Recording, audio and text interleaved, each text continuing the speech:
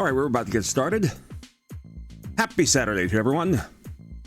And I'm Super Pack Jr. Welcome to my channel here on Twitch. Once again, it's video game memory lane. We're going to this time look at the arcade ports for the Atari 7800. And you're probably saying, huh? What the hell is that? Well, yes. It's that gap between the second and third generation where for a couple of years we were kind of stagnated there. And video games had, well, they kind of fell out of favor. Largely because of the video game crash in 1983, largely due to E.T., the extraterrestrial video game, for the Atari 2600, said, you know what, I'm done with video games forever, bye! But no. They they made a comeback, thanks to Nintendo releasing the Nintendo Entertainment System in 1986 here in North America. Well, Atari had all these consoles. See, back in the day, Warner Brothers sold their consumer division to a guy named Jack Tramiel.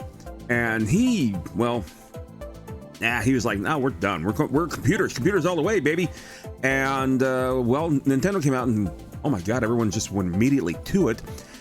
They had built all these consoles, the Atari 7800, 2 years before that. So they were just sitting there in a warehouse since 1984. And they're like, oh, wow, okay. I guess we can get these out, maybe? How many games we got for it? How many? 10. Okay. Well, let's get them out there. And they retail for a whole whopping $80. And, well, they did manage to sell over 1 million units. So it was a success, but nowhere near the success as the Nintendo Entertainment System. Remember, the Sega Master System is kind of floating out there as well. So we're going to explore the arcade ports, because that was the thing back in the day. You had all these arcade games and you want to play them at home. Well, in this particular era, between generations 2 and 3 rather, a lot of arcade games were starting to come to the home, like Double Dragon for the Nintendo Entertainment System, Pac-Man, of course, that was big in 1988, so forth. But attitudes and gaming started to change. Originals started coming out there, and that's where the Atari kind of failed. We're going to take care of that. We're going to look at that, rather. And as soon as we're going to head into our commercial, because we got some 3 minutes of ads to play, so you can watch the remaining 57 minutes of my crap play. So let's go to the screen there, and we're going to run some ads. We'll be right back.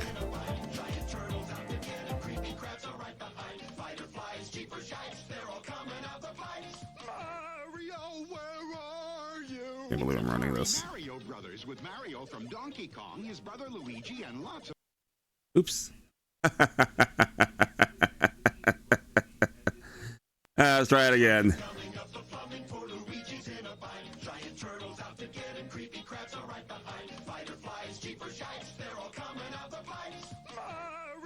So what are these? These are the old school commercials that were running on television back in the day. And this was quite common.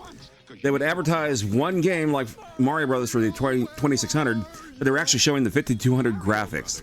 A little misleading, but it was okay back then. You're watching the most exciting game you will ever see on your TV set. Really? Telstar by Coleco. Don't say. With 3 different games. Telstar Tennis with digital scoring, variable speed. This was incredible technology back in the day. Now, I didn't have a Telstar. I had a Super Pong, and Radio Shack made an 8-in-1. This is like a 3-in-1. But this was video gaming back in 1976. Here you go. Berserk. That was a great game. You can't play Berserk at home. Now you can. Oh my God, you can. Actually, this was a very good port. Berserk. You see, Inky is enjoying the television. I'll be right back. And only for systems from Atari. Have you played Atari today? At Atari, our game cartridges undergo grueling tests. We put Kareem Abdul-Jabbar up against Atari basketball. Oh man, what a move. We let In the Mario and early Luigi days survive of Atari video It gaming, really cracks me up. we didn't have arcade ports yet, particularly in the late 70s, because there really weren't any games to port over just quite yet. And literally it would take about 2 years for it to clear licensing and, of course, the concept and all that kind of stuff, trying to squeeze a 10K game into a 1K game. So things like Space Invaders and Galaxian and all that despite the fact that they came out in 1978, 1979 respectively, they didn't come out for the Atari until 1981. So between 81 and 83, there was a massive video game movement of the arcade ports coming over, and some of them were quite good. But this here, I love this ad. This is Vectrex. I know it's a little tiny. I apologize for that. But the Vectrex was a really cool console, but it came out right at the crash. Oh, the Coleco things. No, excuse me, this is Star Wars. Again, they're showing the ColecoVision game. And welcome back. Glad you're here. We're watching some commercials here.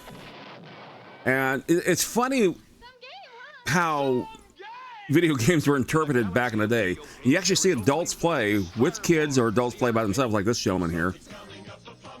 And this was probably arguably one of the most popular of the commercials. In fact, I accidentally put it here on this reel twice.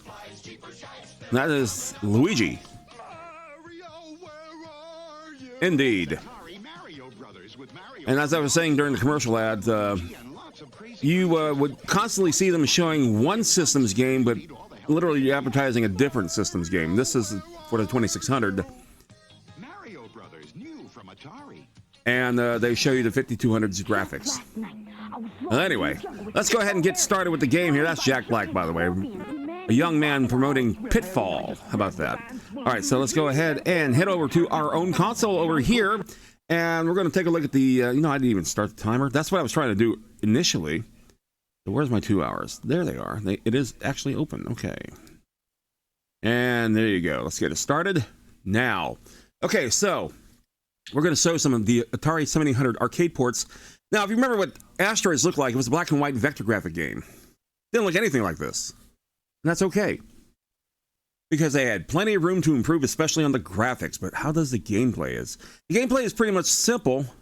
You're in a spaceship. You're spinning around, shooting at asteroids. We've seen this before. But is it any better? Notice the copyright of 1984, despite the fact the console rather came out in 1986. Reason, again, Jack Tramiel just literally had them sit for 2 years because video games were pretty much stagnated to, are we going to go through with this or not? And Nintendo came out and pretty much said, yep, we're going through with this, so here we go. Okay, this game is quite simple. Again, noteworthy are the graphics. This was a huge leap over the Atari 2600. I can shoot, you know, there you go.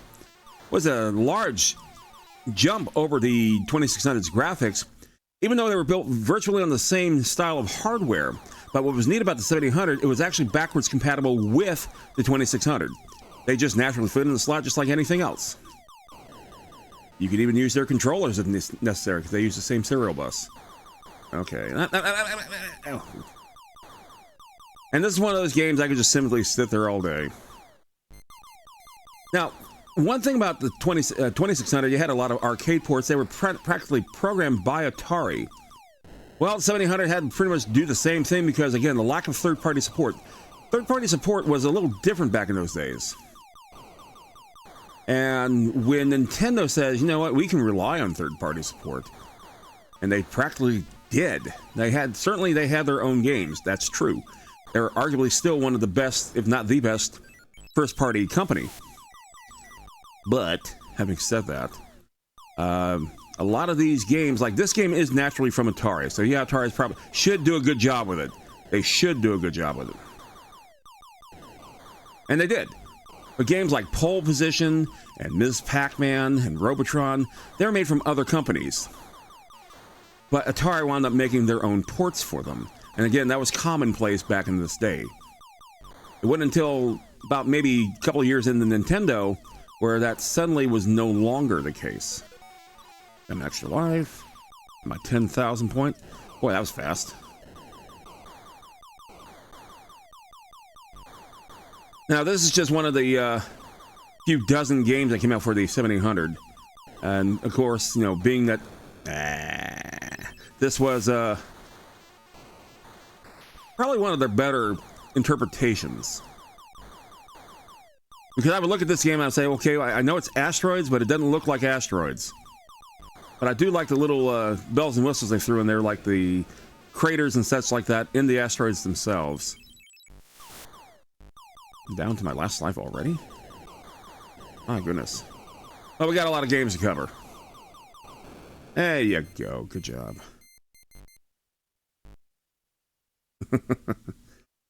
That simple. Now, we can actually do some difficulty changes here as well.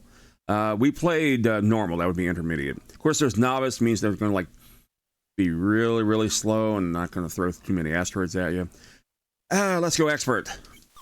Pretty much right where we left off. Of course, probably going to see the small UFO hit us instead. I stand corrected.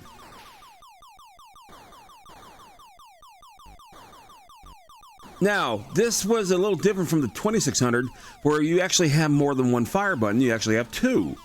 Oh my. Yes, that'd come right at me too. So the other button, I'm using the left button for firing. The right button is your hyperspace button. Now, the problem with the hyperspace button is that it could literally throw you right into the path of an asteroid. Or hell, it'll put you in an asteroid, or even better, it'll just pretty much make your ship explode. And that was one of the dangers of using that game. Using that feature, rather, excuse me. Now, I love it when people, like, maneuver around. Oh, nice. Could have had that one. And they maneuver around, because that's what thrust does. There is a thrust feature. I just happen to just spin around. I notice a lot of other people do that too, but for some reason there's always that one that has to literally put their ship in the thrust mode. This is quite a bit harder. Wow, I didn't even get an extra life. I'm sad. Just have to see how bad novice is. And you can even do two-player. And what's neat, you can even do competition play. It means the two players aren't alternating like you would normally see in an arcade game, but they're playing together at the same time, kind of combat style.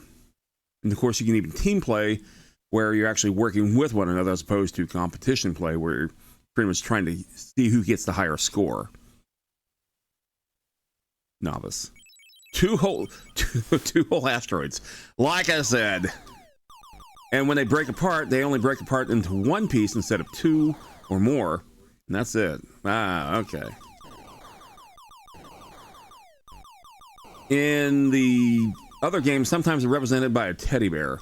I'm already on the third level. And we have yet to see a UFO. And if I'm not mistaken, I don't think we will. So it's just pretty much straight up asteroids. Low score style. I could have hit that one. Come on. Trying to shoot this one. Stupid stone. Okay, now we're starting to talk a little bit more difficult. Again, I'm what? This is what? Wave 4, and I've already hit 2,000 points. Because, of course. Oh my goodness. I believe we've reached the apex of difficulty here. This is so that little, tiny little Mikey could actually play this game without getting his feelings hurt of how difficult the game could be. I stand corrected. There are actually more than I imagined.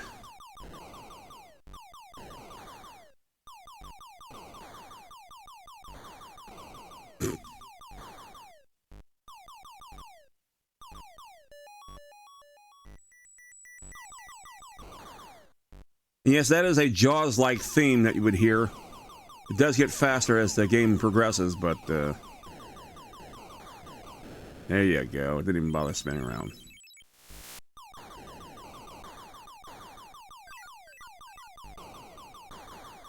Now, I bought this game literally because I said, okay, I liked what I saw on the back of the box, and that's usually like the thing. They'll have like a simulated screenshot of what the game looks like on the back of a box. Not necessarily an actual screenshot. And I said, okay, asteroids look like, well, actual balls of rock, so why not? And I was not disappointed. Will I go excited and say, hey, you know what? I must play this game. Of course not. Wow. I've yet to even get a 10,000 mark. I've lost count of how many boards I've seen. And little bells and whistles like the UFO sounds and all that kind of stuff.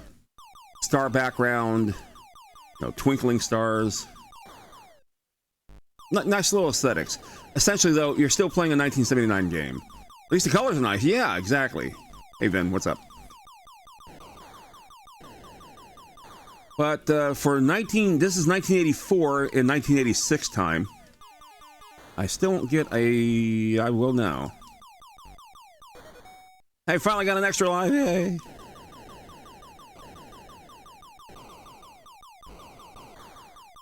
The last 7 Atari games looked off. Let's see, what was that? That was the 2600. 2600. You gotta remember, 2600 was revolutionary in its time. It was the first color system because the Magnavox Odyssey was just simply black and white. A lot of the plugins to the TV, like the Telstar and the Super Pong and all that, whoa. They were in black and white too. In fact, a lot of them relied on overlays that you put on your screen to simulate. And that was true in the arcades as well. Breakout, Space Invaders, they're also black and white games. Sheriff, so forth. So, it wasn't until Galaxian where the arcades finally got a full color game. That was back in 79. It's funny, I've lasted a lot longer with this game, but I'm still pretty much in the same ballpark from the other high score I had, only because I'm only getting 1 asteroid per shot instead of like 2 to 4. And there are no bonus spaceships to get extra points from. But again, this is one of those games where I could just not think and just play reflexively. That was a common... There you go. That was a common thing back in the day.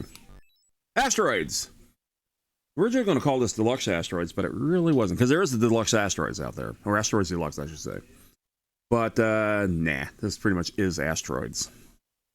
Alright, let's take care of that one. What else do we have here? Now, these are games that... Now, there are a lot of homebrew games I've noticed that were developed over the years. But these are actual cartridges. In other words, games that were on sale on the store shelves that you could buy at whatever, like Toys R Us, whatever like that. And this is one of the games that I really liked in the arcades. Problem with the game is that you have a joystick, but the game used a trackball. What the hell just happened here? Why do I see a border of a screen? Try it again.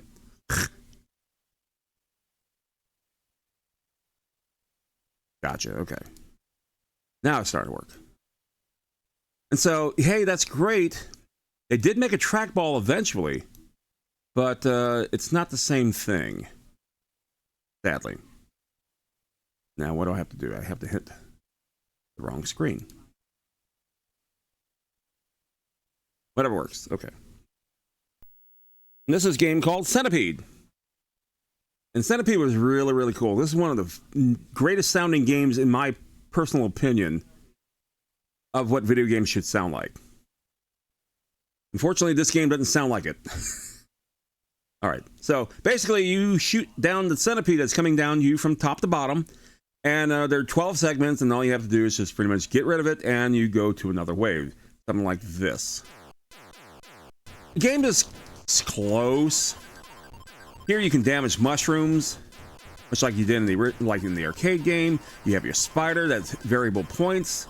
You have fleas that drop down, adding more mushrooms. Spiders eat mushrooms, by the way, so therefore they will reduce your mushroom count. And shooting just about anything else will produce a mushroom. 2 shots to a flea, that gets you 200 points.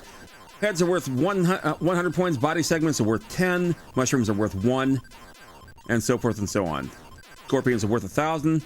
You see a scorpion when you don't see a flea, and vice versa. But you get a flea if you have less than 5 mushrooms in your shooting field. And it's that simple. Spiders have also variable speed. Now he's a fast spider because I've achieved 5,000 points. This game is one of those games where it's easy to play, but yet hard to master. And I used to do all kinds of little tricks with this game, like pretty much make a column of where the centipede should come down. Up there's a scorpion. Okay, centipede hit the poison mushroom, which is now discolored from the rest of the mushrooms, and they come all the way down to the bottom. Unless you shoot it down. Now, should a centipede head make it to the bottom of the screen, then after every 8 seconds, a new head will appear until there are 12, and you're screwed. That's my extra life. That, when they come from a poison mushroom, that doesn't count, etc., etc. And this is actually one of my favorite games in the arcade, Centipede. Oh! As far as game accuracy, the game is pretty much dead on. Visuals and sounds, not so much. Again, I happily bought this game, but this was a different era. But this certainly would be a game that you can get your kids to play. And this is one of the games that actually attract both males and females pretty much equally. That was close. I did love playing this game. Damn good port. Pretty much, if you like Centipede, this would be the game for you. Now, they did make Millipede. What's that? That's a sequel to Centipede on the NES, and it was okay. I thought Millipede is actually better on the 2600, believe it or not.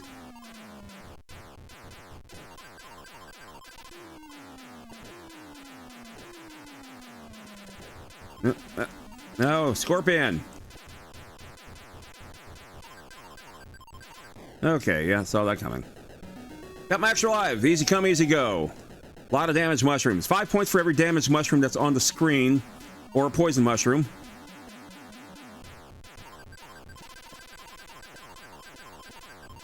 One thing about this game also was the beat. That was nice. I went right into it. The thump beat. That was always cool. It was like a relentless ticker.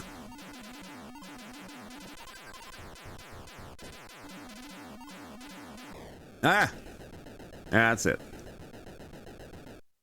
Different type of gameplay back in these days as well. That a lot of these games, you play for maybe 10, 15 minutes tops, and then you say, okay, it's time to do something else, or switch to another game. Unlike games of today, where you pretty much are on your keister for hours upon hours, you know, objectively, you know, building cities or environments or clashing with others and stuff like that. This wasn't a thing back in those days. If you want to do that, you played Dungeons and Dragons with your buddies there on the table. Like I did. So, let's see. Again, variable difficulty. You can play two-player alternating. You can play dual competition. You can even play team play. That was kind of a feature that was going on back in these days with Atari. Because they could. Was it any better? Did it make a better gameplay? It kind of did. It was interesting. My best friend, Chris, and I used to play this all the time.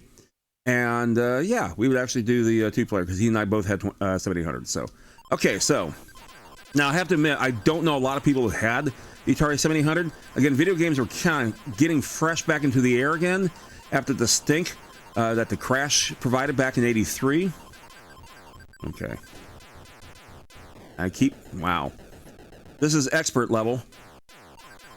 And, yeah. Okay, that's great. But one thing that is a lot different is simply the control. You have a 4-way joystick. Wow, that was fast. That was big burnout there. Let's try it again.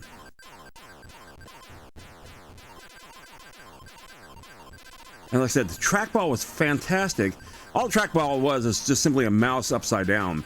Instead of moving the mouse, you're moving the ball. Of course, we don't have balls on mouses anymore, so whatever.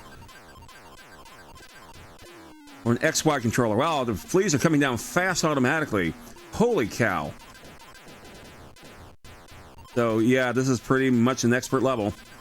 Fast fighter from the get-go. All the centipedes have been fast. There's been no slow centipedes, as they do alternately. Okay, that was dumb. That was quite dumb. Hey, at least I beat my high score. If you have any questions about video games in general, doesn't necessarily have to be the game that we're seeing here on the screen. Ask. Might even know the answer. As I've been doing this for nearly half century. So, that was dumb. That was dumb. Gotta watch those mushrooms that are on the second level there. And like I said, this game, the rules are quite simple. It's just hard to master. And they did a pretty good job. Now, my favorite one, of course, is Novice. You can actually see how fast everything is just by the centipede itself. You notice that the centipede is going down pretty damn quick versus like standing, it's not so fast, but Novice.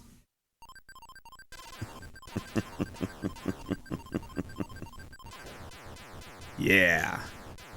Slow motionville. Crawling speed. Here we come. Yeah, I keep missing the... Oh, how? And once you learn the game mechanics of this game, this is one of the easiest games to learn game mechanics from. It's just, again, it's difficult to master because it is... Yeah, that's funny.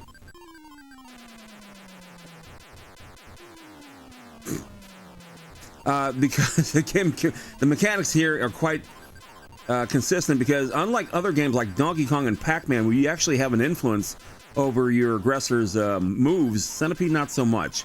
It's just whatever it collides to, it goes down one level. The spider always goes in the one direction that it comes out from. So in other words, if it comes out from the left, it'll continue going to the right until shot or it exits the screen. It'll bob up and down, but it won't backtrack.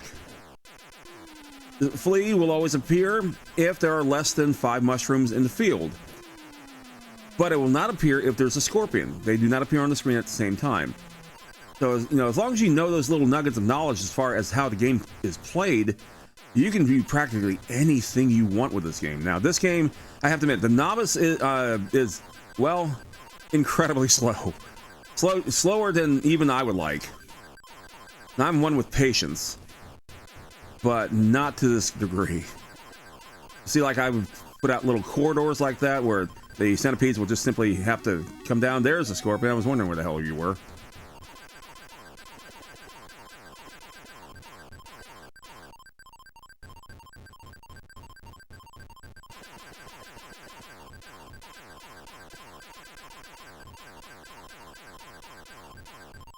And also, you can only have one shot on the screen at a time.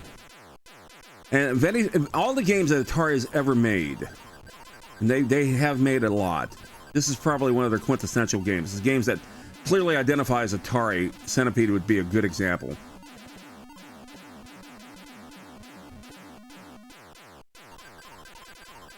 I got a lot of poison mushrooms up there. I'm going to get a lot of bonus points. But one thing I do miss with this particular port is simply the sound. That shot that Atari had was rather unique sound. I did that badly. That's a lot of points. 5 points for every damage or poison mushroom. Get rid of you. Get rid of you.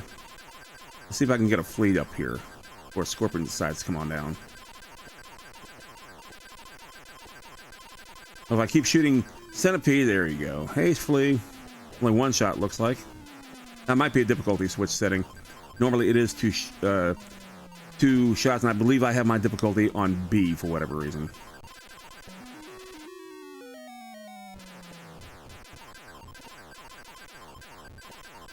Now, unlike the Nintendo, like I said, this system actually had some really decent arcade ports, and arcades were still very commonplace back in this day, in 1986. In fact, I used to ride my bike to a particular one in Fort Lauderdale called Grand Prix Race-A-Rama, Castle Park. And it was, at one time, North America's largest arcade with over 1,000 video games inside of it. Also had one of the longest go-kart tracks in North America as well. It was a damn good place to go to. And then it moved to Dania because of road work. And then finally got bought out by a place called Boomers. And the rest is history. Unfortunately, it no longer exists. That particular location, anyway. Now it's a shopping mall. Or a plaza, or whatever you want to call it. Outdoor mall. But a lot of good memories. And, you know, I worked in a couple of things. I was a teacher at day. I worked retail at night. And I, even, you know, on Fridays or Saturdays, it'd be close to midnight. Yeah, let's go over to Grand Prix, because it was a 24-hour, 7 days a week arcade, which is unheard of. And the floor was a showcase. In other words, if you wanted to buy one of the video games, they just pretty much would negotiate with you and say how much. And yeah, they would do that.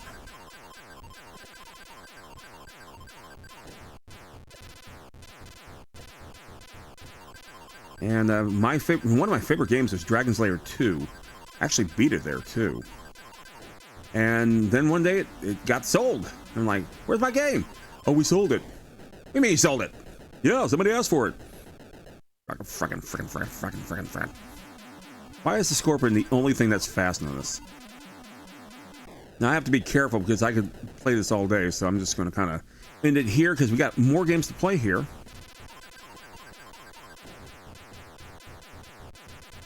One thing about this system, like I said, Nintendo came out of nowhere. The Famicom had already been out for about 3 years before it even made it here to the States. And Atari was like, well, we're Atari, damn it. Everything we do is good. Really? You caused the crash. Think about it that again. And they were kind of resting on the laurels and all that kind of stuff. And, you know, like you could advertise maybe. You could, you know, try to better the thing. You know, original games, whatever like that. Nope. Okay, Scorpion. You are annoying. Because I have too many mushrooms in the field, so he's just going to keep blasting by. There you go.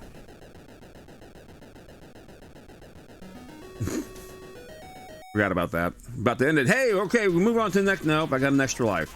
Because one.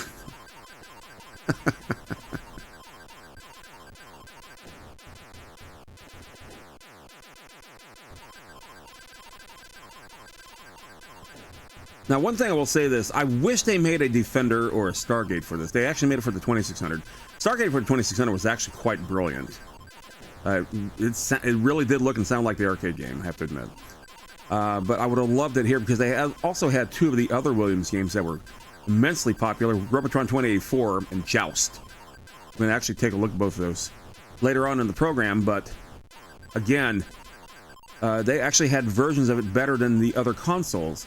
That includes Joust, because they did make Joust for the Nintendo. Jesus. But the problem with it wasn't as good. And a lot of these games that were made were not actually done by any input from the original game developer.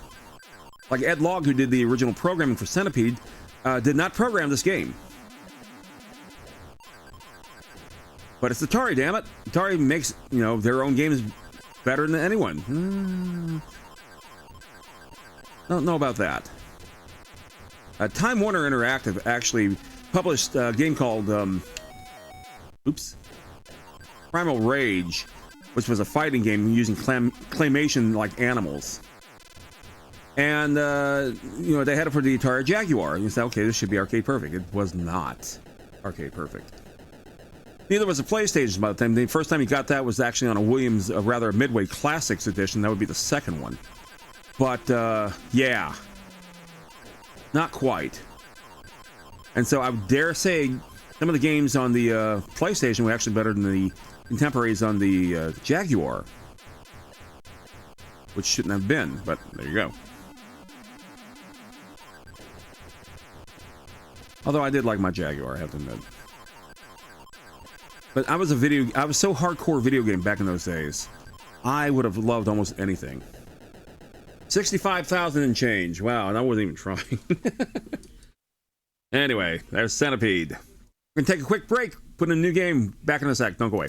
Something's coming up the plumbing for Luigi's in a bind. Giant turtles out to get him. Creepy crabs are right behind. Fighter flies, cheaper shites. They're all coming out the pipes. Mario, where are you? It's Atari Mario Brothers with Mario from Donkey Kong, his brother Luigi, and lots of crazy creatures. And it's twice the fun when two play at once, because you need all the help you can get. Mario, where are you? Mario Brothers, new from Atari. Laugh all you want. That was the thing back in the day. The most exciting game you will ever see on your TV set. Telstar by Coleco with 3 different games. Telstar Tennis with digital scoring, variable speeds. Telstar Hockey.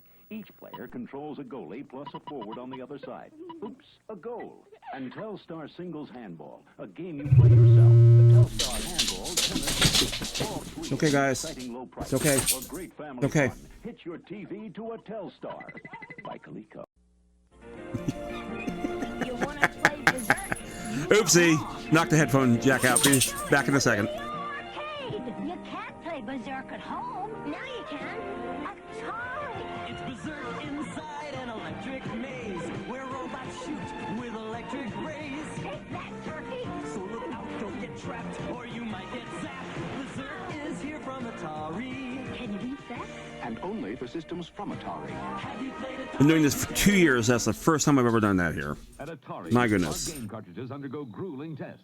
We put Kareem Abdul-Jabbar up against Atari basketball. Sorry about that for the noise. We let Mario Heading on back to the decide console. Here we are. forever. We lost the viewer with that one. Dig Dug. Now, here's one of the examples where Atari published the game in North America, but did not actually make the game at all. Namco is responsible for this game. That's why there's a credit for them there over there. Now, as far as like, the ports, they had various ports.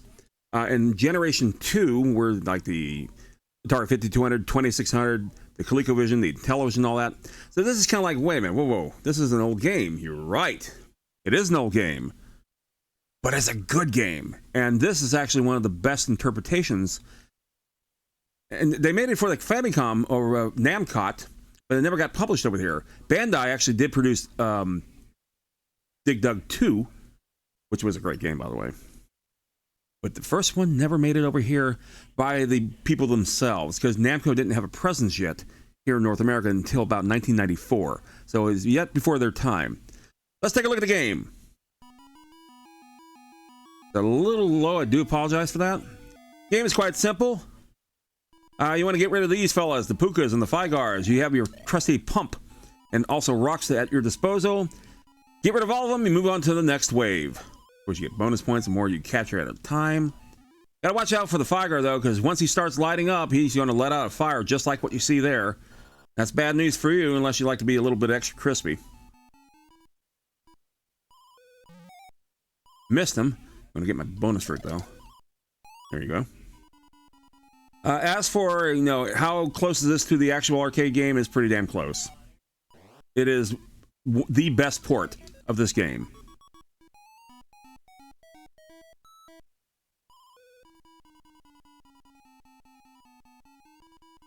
My wife wanted to get me Atari 7800 Plus when it came out. I'm like, that's great, but I have to dig up all my games. Like, doesn't come pre-programmed games? No. And Atari doesn't own the rights to this game anymore, don't have the licensing rights to this game anymore.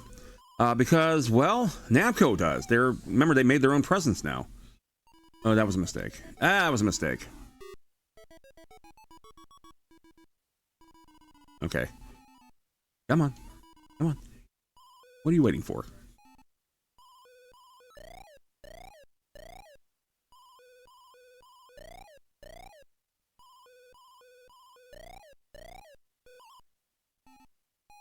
We actually, at home, we actually do have a plushie Puka.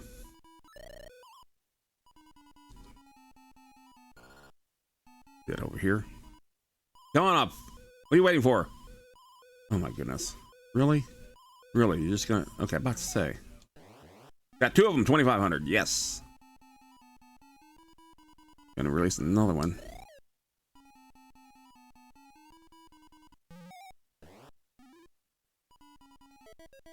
Get away from me! Let's say, let him go there. I think Atari Plus comes with 50 games. Okay. Well, that's good and all, but it will play my 7800 games, which is in a big box right now. This is emulation because I don't have an RF switch hooked up to my computer to actually run my console. But I do own these games as usual, so this is a reflection of my actual catalog. Okay, yeah. Yeah, I knew I didn't even hear the speed up music, but there it was. There it is. That's the hurry up music. Pretty much telling you suck. There you go. Bye, Puka. I'll leave you alone. Near 40-year cartridge. Exactly. Exactly.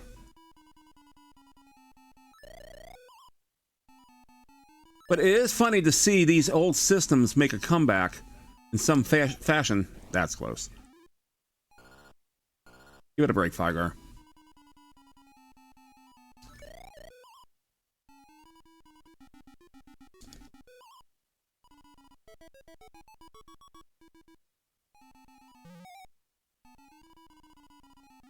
Just a second there. Oh, I couldn't get my thing.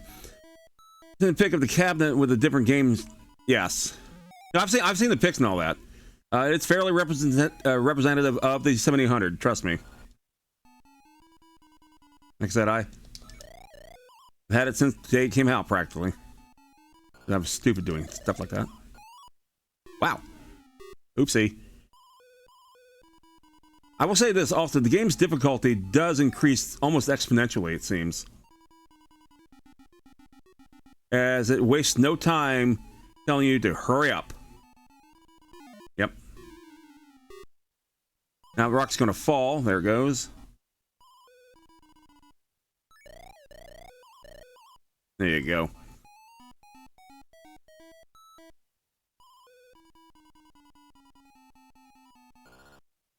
So you just wait by a rock, and there you go. Now, there was a game by Universal that was actually pretty cool called Mr. Do that was actually very similar to this. But for whatever reason, this just had an extra amount of charm that Do didn't have. Probably because the game is just flat out excellent.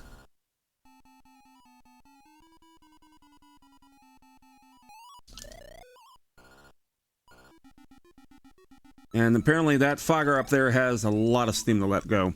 That makes sense. Older consoles are making a comeback. It's cheaper for older to be made. Yeah, that's one way of looking at it. That is true.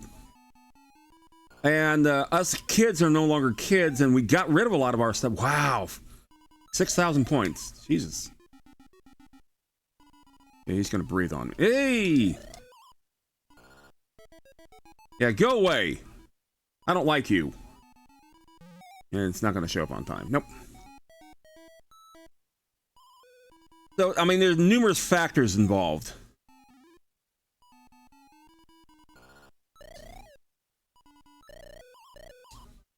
Okay, they're all coming after me now. Boy, that's a lot of flowers. They're all coming at me at ghosts. And now it's speed up. 2 of them. Got 2 anyway. Those points count and the game is over. Nope, game is not over. Okay, come on, come on, come on, come on, come on, come on, come on. Come on. You're going to go up the wrong one. You suck. Get my 50 points at least. I've lost PS2 due to power company. Oh, that sucks. Sorry to hear that. I've actually lost we've actually lost a TV through a lightning strike. It went right up the core, went right up the cable. I'm in danger.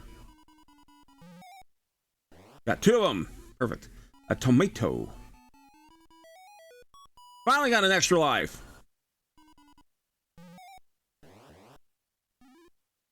Hurry up, music. Yep. That I can actually time that. Have I been playing this game too effing long? Probably.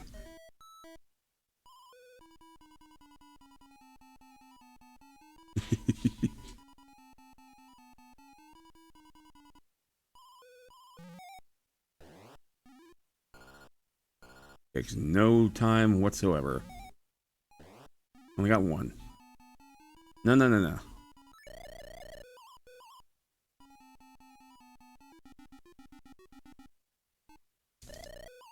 Go away, Fygar.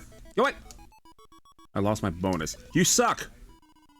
Probably could have done that from the side. Get 1,000.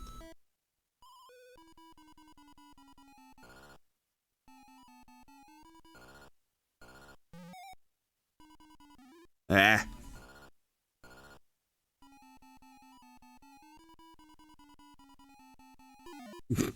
Nowhere to go.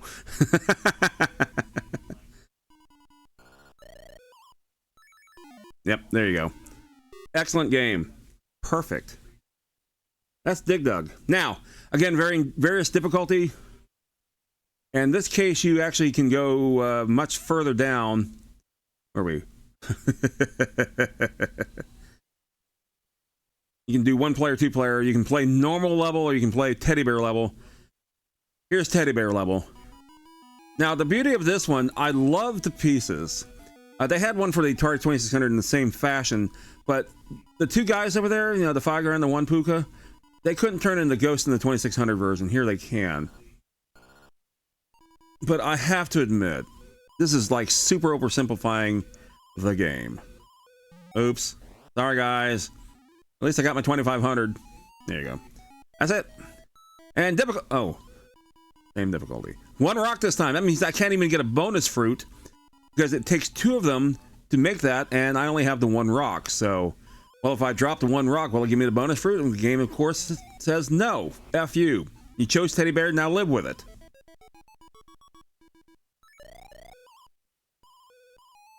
This is all your fault. Again, one rock.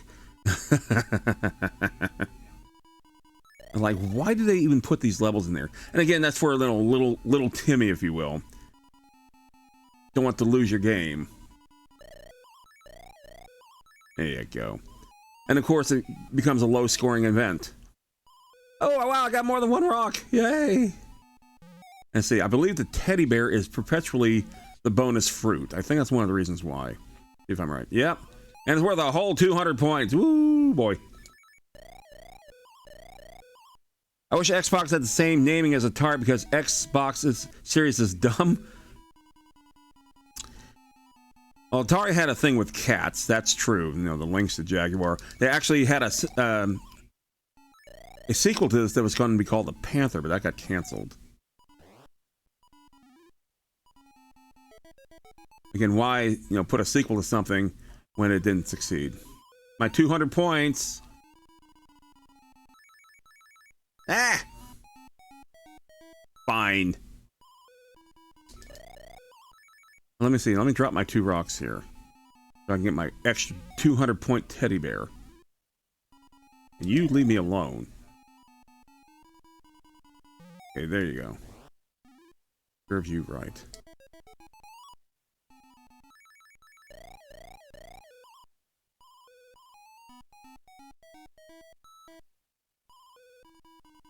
So what is that? 7 flowers up there? This is 7th level, and I only got just under 11,000 points. Because, of course. I think I've had maximum of, what, 2 creatures? At least the Figar is still aggressive.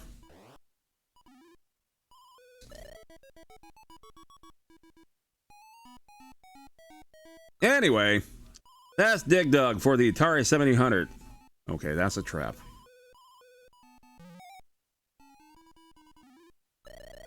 I don't believe there's a hurry up for this either. Just because that one is firing up there doesn't mean the other one won't. Alright, I think we've seen enough. Bye! Now, in the land of legal things, sometimes you get what you deserve. And what happened was Atari was suing Nintendo. Why? Because Nintendo was actually creating an antitrust level of things because they had that lockout chip, and Tengen didn't like that, or rather Atari didn't like that. So they're like, no, we want to play our games freely without any of that crap. We don't need your suggestions. We don't need your compliance. So they sued because they discovered through all the discovery that if you sign up a game with Nintendo, you couldn't have that game on for any other console for 2 years. And so that became the antitrust, so or monopoly. There you go. So they won that case, and so therefore some of the Nintendo games finally started coming over to the Atari. By that time, it's too late. It's 1988, 2 years later. This is one of the travesties that came about. I dare say travesty. I love Donkey Kong. Don't get me wrong. It's one of my absolute favorite games. I have it on a lot of things, including my Nintendo Switch. But then you get something like this. I mean, it looks good, but you have the Atari 7800's sound system, which is essentially the 2600 sound system. Now, considering what you just heard on Dig Dug, you think, okay, they could maybe, make it sound a little bit better. No, they just pretty much went bleh, right there on the Atari and said, hey, great. Yeah. Like I said, it looks good. But this essentially is a carbon copy sort of the Nintendo Entertainment System's version of Donkey Kong as opposed to the arcade, because they are completely different things.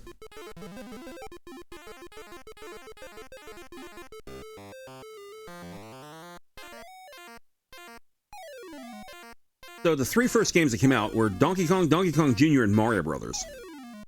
Like I said, I'm a huge fan of Nintendo. I've always been. This almost made me cry. And yes, this was actually available for sale in your local toy store or department store. Probably asking yourself, well, I mean, it looks pretty, but did they really have to go all sucky on the sound? And the answer was, of course. Here you go. Basically, it's the same game as you've always seen your Mario or Jumpman, depending on what year it was. And you want to get to the top of the screen where Pauline is. Not Peach. Peach wasn't a thing yet. It's like they barely put any effort into the sound. As far as the gameplay, game mechanics were concerned, it's virtually identical to that of the NES version. Okay, there you go.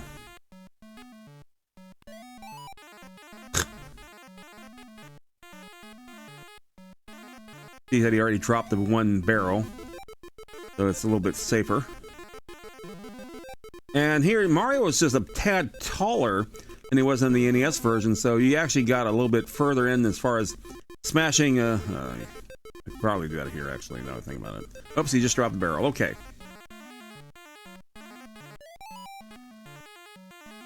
Now, there's a homebrew cartridge of this that is far, far superior to this.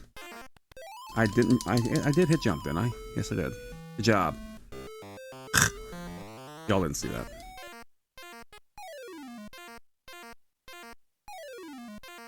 And some of the sprites just don't look quite right. That was one of them.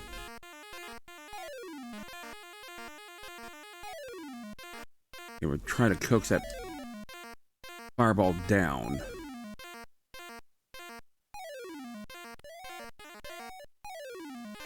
Okay, that shouldn't have worked, but it did. Okay. I'll take it.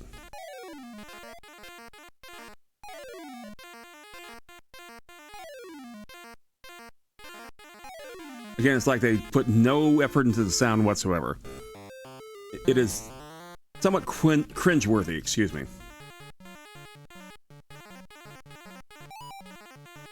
But at least they try to make it look right. I mean, the animation there of Donkey Kong, mostly he looks correct. It's just that the pixel animation that they use for the 7800 is a bit bigger than that of the Nintendo Entertainment System. They don't have that same refined look. Okay, got him. See if I can get them all over there to the left side. Good. Wish that one would get over here so I can, like, smash him. Another one's going to be on the left side. Okay, and let them all continue to be on the left. Because I'm on the right side, and that's how the game works. Yep. So I have free and clear navigation to get all my goodies.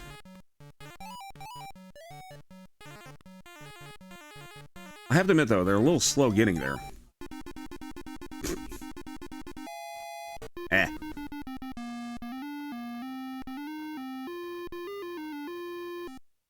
Yeah, okay. A little sour there on the note, but hey, whatever works. But me being the collector that I was, well, to be fair, still am. I bought it anyway. It was what, 20 bucks? Or was it 30? Whatever. I bought it anyway and said, hey, you know what? This is a fine example of, hey, I got what I wanted. It just wasn't necessary. And the answer, of course, is absolutely not. Okay, let's say. Now you still can. Of course. Went and got in barrels. There you go. 18,000 points.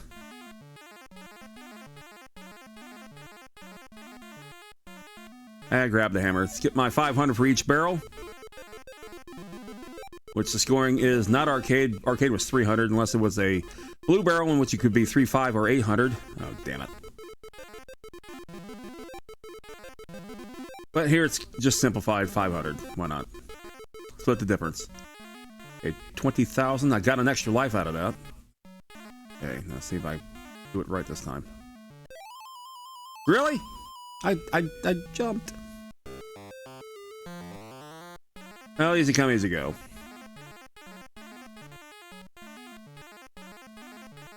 I mean, game mechanics is pretty much the same what you would expect. It's like I said, the major turnoff simply is the sound. Like I would play this game, but I'd actually have my TV on mute. Okay, where was I in 1988? I was a high school sophomore. If I'm not mistaken. You count the barrels this time, Skip. There you go. Really? Okay.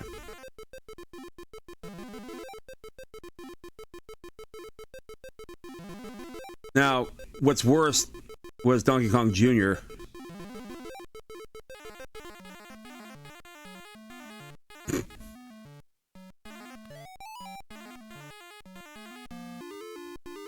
There you go.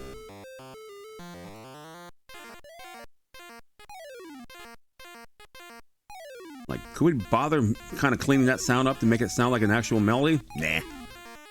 Why would we do that?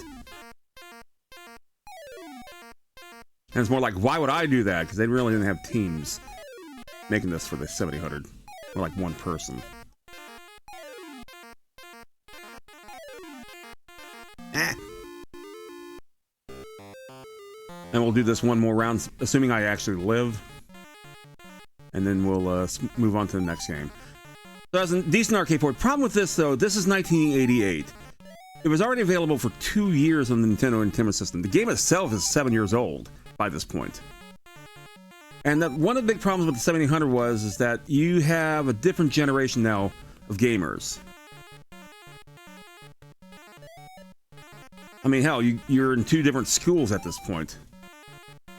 Okay. I'm going to set myself up for almost failure. Try to get them all up here. One Foxfire down there, though. There you go. Okay.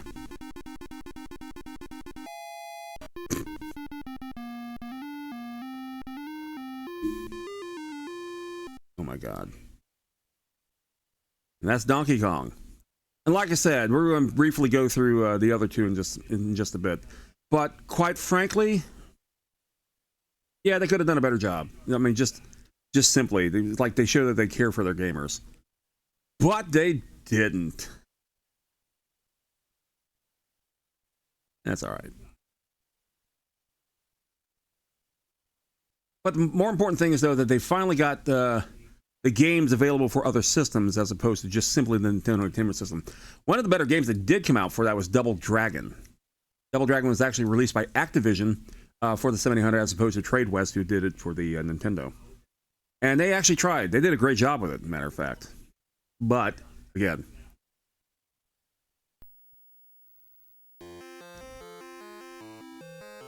Oh my god. Now, I love this game. I always consider this game to be harder than the original. And yet, once again, you can play 1-player, 2-player, standard, advanced, or expert. Expert is just pretty much giving, pretty much saying fuck you to the gamer. So, here we go. Not going to even go through the attract modes. Why should I? I mean, we already saw this for the ColecoVision. They did a good job. Again, this is just basically the same as the Nintendo Entertainment System's version, which is not an arcade version. To be fair. Get rid of the banana. Get rid of the pear. Not even trying to hit the snap jaws. Instead, I actually still know the names of these things. There you go. Oh my god, that's painful. My least favorite board. Yep. You time that jump, you can actually get there to the top, but no. Oopsie. Wow. Painful, isn't it? Still missed it.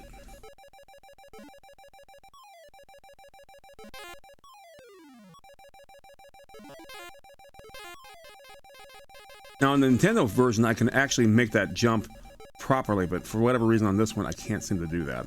Every other bird will drop an egg. That actually was a collision? Are you kidding me? Are you kidding me? Are you kidding me? Wow, hours have already gone by. Holy cow.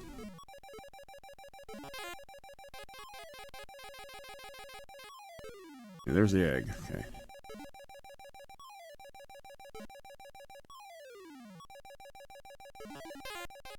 Okay, there you go. That's what I wanted. Other way, Skip. There you go.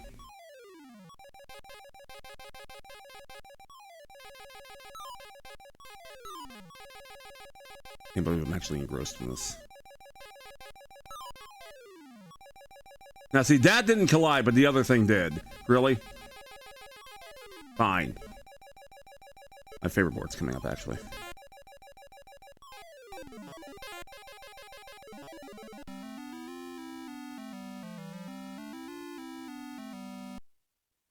I've always loved this board because of its sound.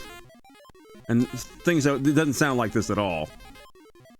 But it's still pretty good, actually.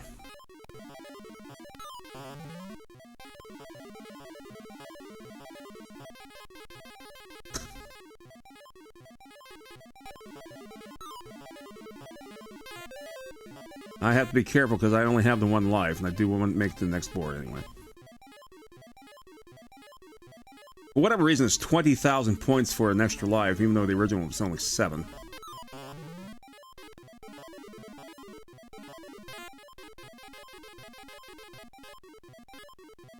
Okay, 1. Wait for the blue to come down. The red one's going to pass one more time, and go. What? You... Ah. Wow. Anyway, that's Donkey Kong Jr. Of course, the last board would be the keyboard where you put the 8 keys up there and then releases the cage and all that kind of stuff. And as you see, the game over screen is quite long because it wants to insult you. It's pretty much saying, hey, you suck. Fight it.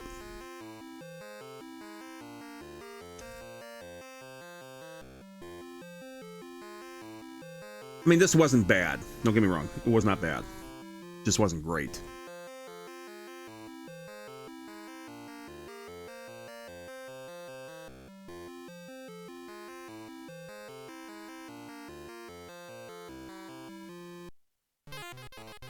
All right, with this happy note, we're going to take another quick break.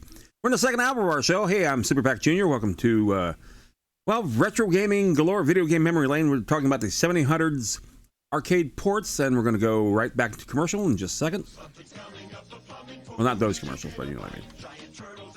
We're going to have another 3 ads, and then back to gaming. Don't go away. Appreciate it. Thank you. It's Atari Mario Brothers with Mario from Donkey Kong, his brother Luigi, and lots of crazy creatures. And it's twice the fun when 2 play at once, because you need all the help you can get. Mario, where are you? Mario Brothers, new from Atari. You're watching the most exciting game you will ever see on your TV set. Telstar by Coleco with 3 different games. Telstar Tennis with digital scoring, variable speeds. Telstar Hockey. Each player controls a goal. You may laugh about the beeps and boops. That was actually pretty advanced for its day. This is not about 1976 or so. And what happened was that the very first console that came out for the home use was the Magnavox Odyssey back in 1972. It didn't have any sound, though. There was really no collision. It was just pretty much a bunch of white boxes up on your screen. And you had an overlay, and that's how you played your game. It did keep scoring all that kind of stuff. But again, there wasn't sound or anything like that so much. That wouldn't come until later with Pong, which came out in 1974 for the home. And of course, then they started adding more games to it, making a Super Pong in 76. That's the first thing I got. And then other people like Coleco made their Telstar, Radio Shack made their 8-in-1. There was a Fairchild and so forth. It's neat to see these old commercials and see, by God, we got Kareem Abdul-Jabbar playing basketball for the Atari and so forth. This game really cracks me up. And the great Pele himself tested Pele's championship soccer. Pele even got his own game. Yeah. At Atari, we take our games seriously, so you have more fun. How'd you do, Kareem? It was such a different era then. Atari in the playoff. No other video game company stacks up to Atari. Give up my Atari? My television? How about for this? Now, I do have one of these. This GCE Vectrex. And it came built in with a game, what's called Minesweeper, which was really cool. And of course, you put cartridges in there, it had screen overlays, and an analog joystick with 4 buttons. And you didn't have to hook it up to the TV. It was its own vector monitor. I really love that thing. And it's buried somewhere in my living room. Didn't make a whole lot of games. It came out right when the video game crash was about to occur, so its timing was just really lousy. Watch the laser towers. Aim for the tops. Picking the cat out. Use the force. Coming too fast. It's late. It's late. My shields are gone. All right. I'm going in. Oh, some game, huh? Some game. In a galaxy of video games, there is only one. If only. The arcade. If only. I'm not sure why I put this in here twice, but whatever. If I can actually...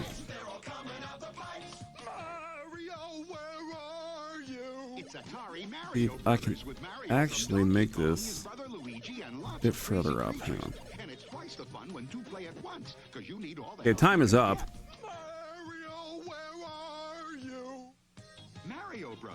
We're watching the commercials here on this little television that I set up for Inky. That's Jack Black as a kid. Talking about Pitfall, the screen dimensions just a little off for this particular thing, but that's okay. I did love Pitfall playing it though. It was really neat. If you haven't met Pitfall Harry, you're missing the year's most incredible video game adventure. Pitfall for the Atari 2600 and in television. Since I met Pitfall Harry, no other man will do. Pitfall, designed by David Crane for Activision. I want to point out the reason why they said designed by David Crane, because David Crane and other programmers for Atari were told to their face by the guy who had the thing, I think it was Ray, said, "You're no more important to this game than the guy putting in the box." And so with that, 4 people left Atari and formed Activision in 1979. Parker Brothers. I remember Parker Brothers were making video games. They were known for making games like Monopoly, Clue, and the Pop-O-Matic games and all that. Sensation, and now you can play it at home. Hang on, sweetheart. I'm gonna save you. Now you can play Donkey Kong on your ColecoVision, Atari VCS, or in television video game system. They did put a lot of effort into this. Just like the arcade game. Pretty much. Play Donkey Kong on your ColecoVision, Atari VCS, or in television video game system. And of course, Coleco made it for theirs and others, and that was common. That was the thing back in the day. Alrighty. This whole time I didn't load in a game. Alright. I wanted to show off Double Dragon, but for whatever reason, it doesn't want to show itself off. Because it looks something like that. Oh, it's working. Oh. Okay. Okay. Well, I couldn't get it to work before. Okay, so Double Dragon. Why? Again, this was because of the lawsuit. So Double Dragon was a huge hit. I mean, a massive hit for Nintendo Entertainment System. But you got to remember, though, it's already been out for more than a year or so. And in this case, Activision actually ported it over to the 7800 as well as the 2600. Now, is it better than the NES version? Not by a long shot, as you will see. If there's a Maiden with the English tier.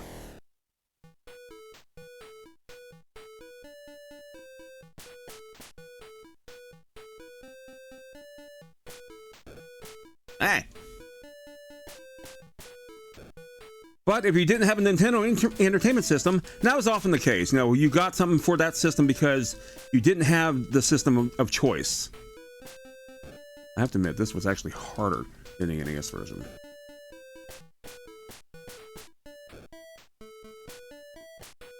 And yes, they hit you from behind. That was something that was uncommon in Nintendo games.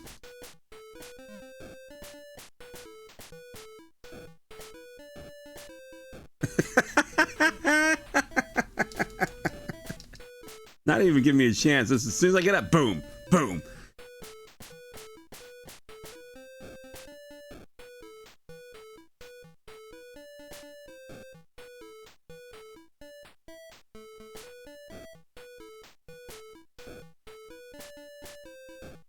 Thank you. Just stay down there. I'm going inside. No, I can't do that. I mean, this reminds me of like a knockoff, if you will. Yeah, it's Double Dragon. That is true. It's the brand. It is the brand, but it's like not made by the same people. That was good. I kicked the wrong way even.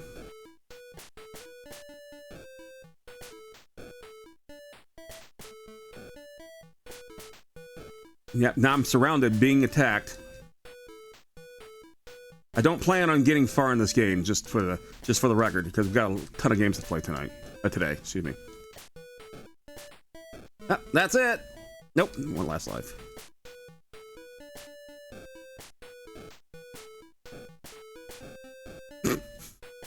I mean, it's almost laughable. It really is.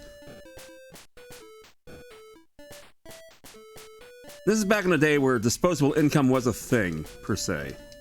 Or not as much today, because games are just that much more expensive, of course. But we didn't have $50 games yet. And Trek's backing up. Oh no, that's the thumbs. That's the telling you to go ahead and proceed.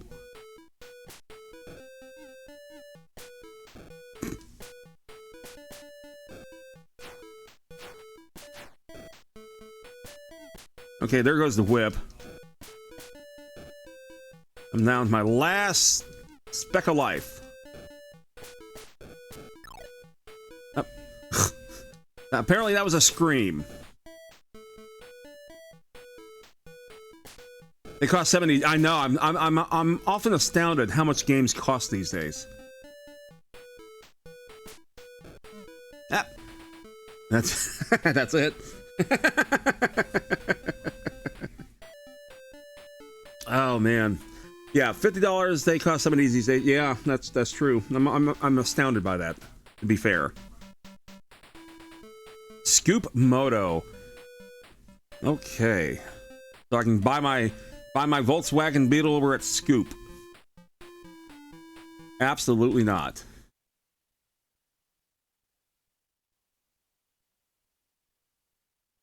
Atari was known for making rather interesting games too.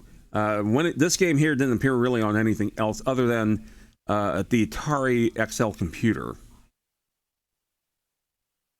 And it was an arcade game. It was called Food Fight. And I love the game. I'm actually familiar with it from the arcade. Bigfoot's Arcade actually had one of these. And it was pretty damn cool. But you couldn't buy it on anything. That's the thing. Nintendo didn't have it. Sega didn't have it. Of course, Atari did. Here we go. So the object of the game is rather simple. You are Charlie. And you gotta pick a fight with these chefs here. You pick up food. But they can pick up food too and launch at you like that. You want to get to the ice cream cone before it completely melts away. And you want to have a food part in your possession. That was good. But you don't want to touch them. And their aim is lousy, by the way. Until now. I have to admit, that was poor planning on my part. Don't want to fall down the manholes either. While they are white, you're in danger. As long as they're any other color other than white, it's okay to touch them. So like when they appear out of the manholes there, which is kind of unusual, I have to admit. There you go. It's okay to touch them. I can't wait. Good cleanness.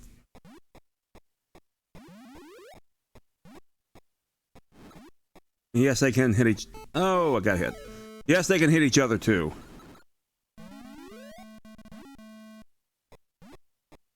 And this game was almost identical to that of the arcade game. I was actually quite pleased with this one. I bet you none of you have ever seen this game before. Ah, the watermelon board. Watermelons are unlimited.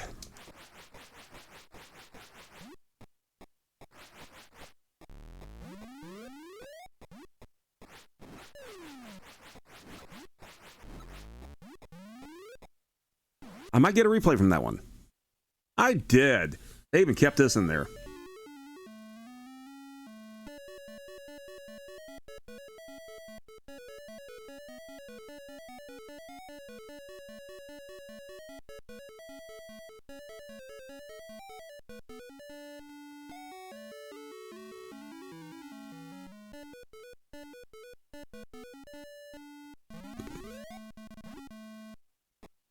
It was a simpler time. And that's the last life.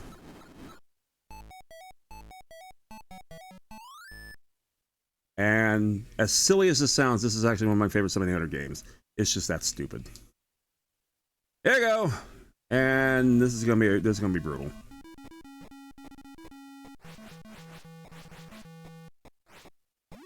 I guess not. Okay. Oh. Wasn't as brutal as I thought it would be. I have a tendency just to play to intermediate because that's the standard. Why play it harder? Why play it easier?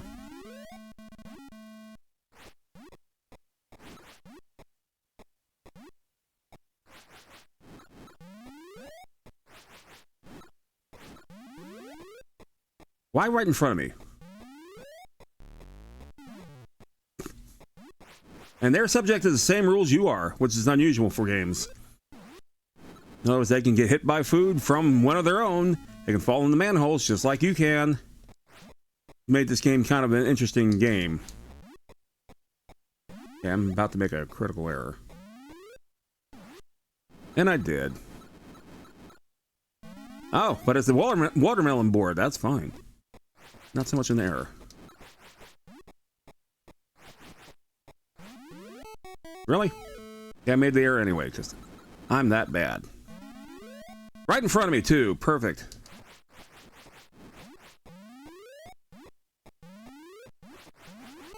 Really? I didn't even see that. Ah! It is that much harder.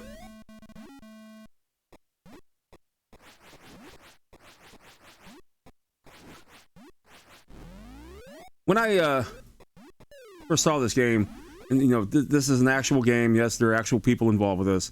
And I'm thinking, how much alcohol was consumed coming up with the idea for this? I thought Tapper was weird.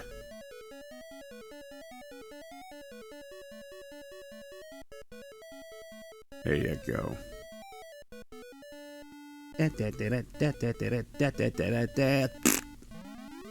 Bananas. Really? Wow, that's wow. Okay, and that's food fight for you.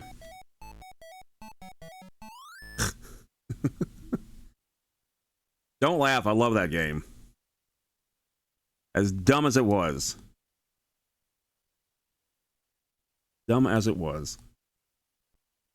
So, one of my favorite games of all time is Galaga. In fact, it is my favorite game. And one thing about, you didn't have a home version of it for the second generation unless you had nothing, the arcade game. There was no home version of the Galaga available on anything. Wouldn't come until the third generation, and this would be it. This is the first port of Galaga itself. It looks something like that. And this is the reason why I even have this damn thing. In fact, there's the reason why I even have a TurboGrafx that had Galaga 90. As dumb as that sounds. But again, it's me. Now, it looks sort of like Galaga. It plays very much like Galaga. And that's all that mattered to me.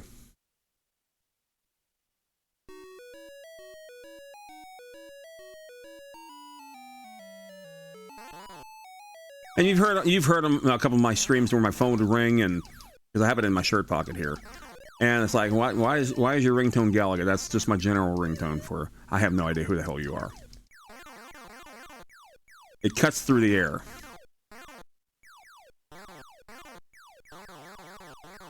So the object of the game, much like anything, you want to shoot down these bad guys that are coming down at you, but they're coming down in formation. And they each have their own little patterns. For example, the flagship that I just got rid of, they can capture your ship, which I don't usually do. And you can double ship it because then you have twice the firepower, but you also have twice the length. The reds are pretty much the guardians of the flagships. They pretty much come at you in a zigzag formation. And the blue ones, those are like the bees, or the drones. They pretty much come directly at you, but then they'll circle around the back and trying to catch you from behind. As far as the gameplay is pretty damn accurate. I noticed it takes a long time for them to start coming down. For example, I probably can get a sandwich right now. And that's pretty much it for that. Okay, I was in a bad spot. So this is going to suck.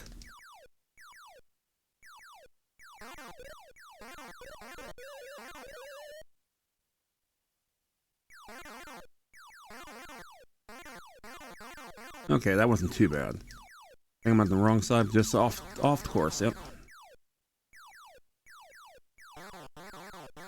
Okay, that's not too bad.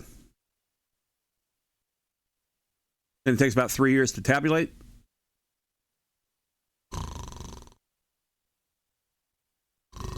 Oh, about to say, oh wow, okay. Very good.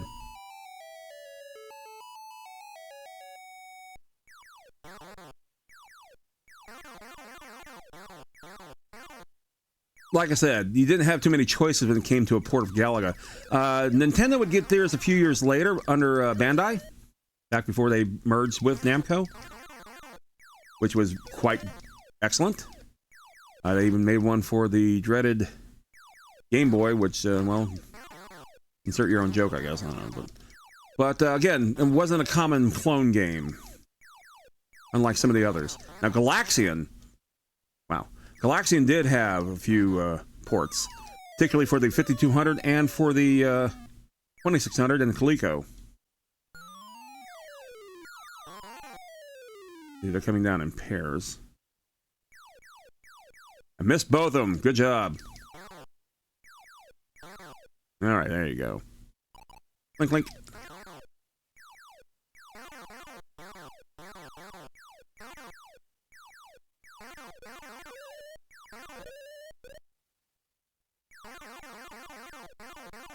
Yeah, we're just gonna.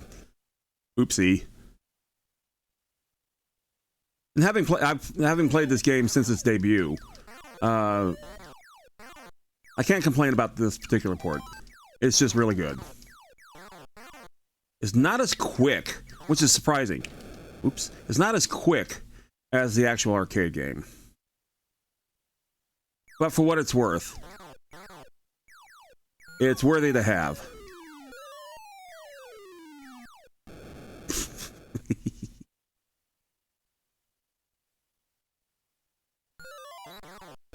Yeah. The 125, we're only in the G's. We're gonna.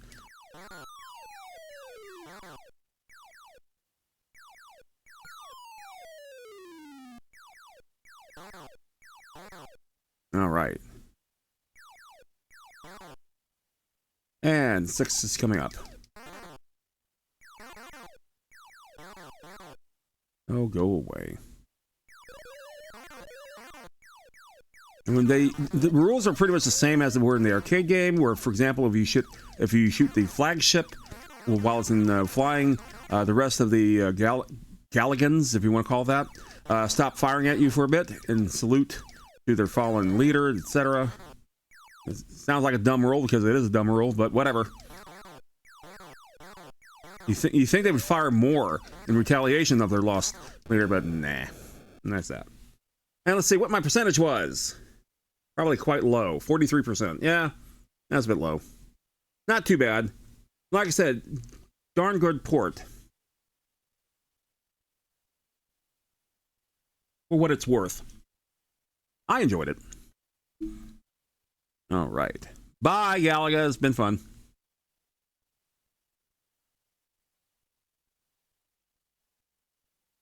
Now, one of my absolute favorite ports as well. They did it correctly. And I've seen like the Nintendo Entertainment Systems version, rather, where they didn't quite do it correctly. They even put on some silly little musical interlude. Whatever reason. And it's called Joust. Looks something like this. Even looks like the arcade game, for crying out loud. Again, done by Atari. You know what? I'm going to actually lower this a little bit here on this side. And we're just going to lay down music. All right. You are flying on an ostrich. You want to get rid of the other combatants who are flying on vultures.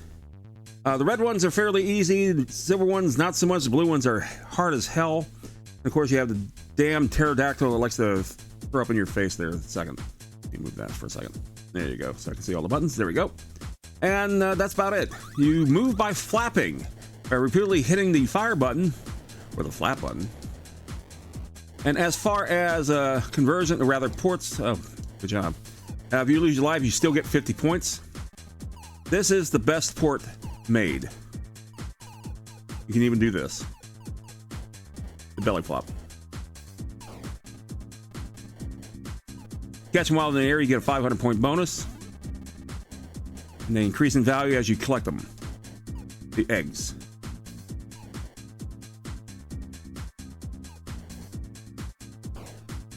Now, a few seconds, the pterodactyl will start coming out. I can't stand. And I lost anyway. Okay, good job. They go right through you. There's the pterodactyl. Bye, pterodactyl. You can go away now. Thank you. Driver wave. I don't die like I did the last couple times. I will get 3,000 points, and there goes the 3,000 points. Sorry.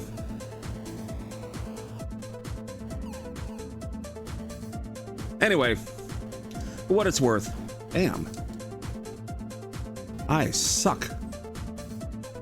What it's worth, I mean, this was available for the 2600. It was, wow, really? Let's try this again. This was available for 2600, 5200, but this was the best version, and this came after the crash, so you kind of had to wait for this one.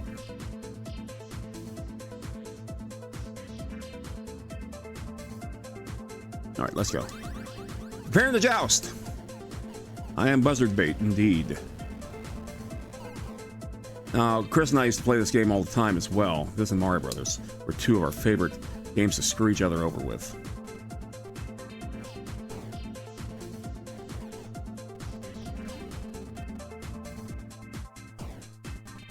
Yay! Finally did without dying.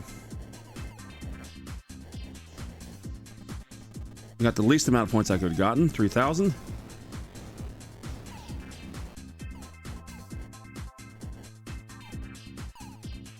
Okay, so that's right. There goes the egg. And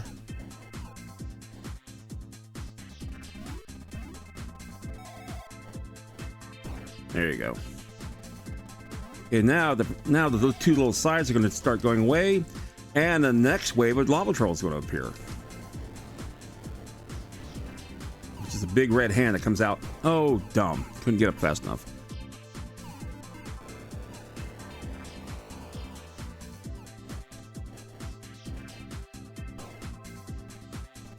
Here goes the egg. No bonus. And there goes. No, that egg's going to be caught. Nope, I didn't catch it. It hit the ground. No. Ah.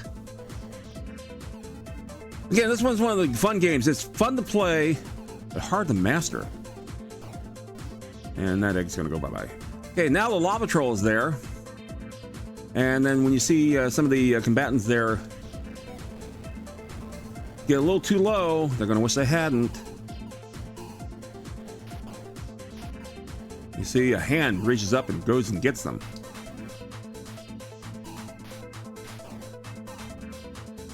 Ow. Now, if you don't get the egg, by the way, it will hatch into a new combatant, but a bit harder. It'll come up as a silver one, then a blue one. Blue ones are the knights. Ah! Wow. Picky. And that egg is going to go by. Egg wave coming up. Bunch of eggs are going to appear. You want to get them as quickly as possible because they will hatch. Got my extra life at 20. Oh, they're hatching already.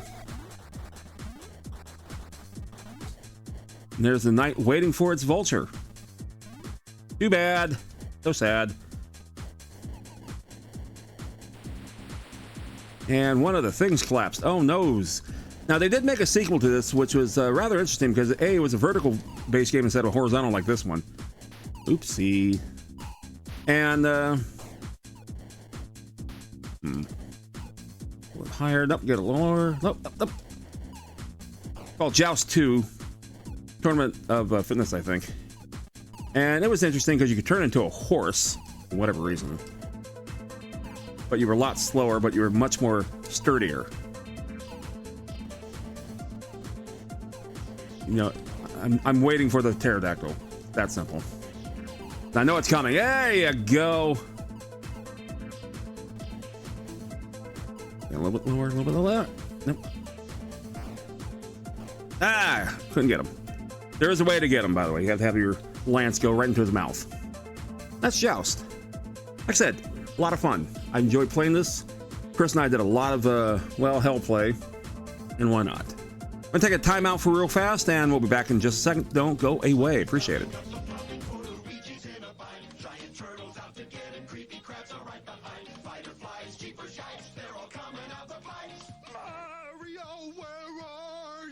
It's Atari Mario Brothers with Mario from Donkey Kong, his brother Luigi, and lots of crazy creatures. And it's twice the fun when two play at once, because you need all the help you can get. Mario, where are you? Mario Brothers, new from Atari. You're watching the most exciting game you will ever see on your TV set. I doubt it. Telstar by Coleco with 3 different games. Telstar Tennis with digital scoring, variable speeds. Telstar Hockey. Each player controls a goalie plus a forward on the other side. Oops. That's great. Anyway, back to our next game. We just saw Mario Brothers. Now we're going to see the 7800's interpretation of Mario Brothers. And all this horrid music. Ouch. Yeah, great. Okay. This is before Super Mario Brothers, so it's a bit different. And those are horrible looking shell creepers. They really, really are. They really. So what you do is you want to flip them up and kick them over. Get a bonus coin every time you do so. Or not do so in this case. Coins worth 800 points. You want to use the POW button sparingly, but if you do, it'll flip everything upside down like that. And got to watch out for the fireballs that could appear at either from the sides or from the top at a given time. Now, you only have 3 POWs punches to do, and it will reset after a while. I can't believe that.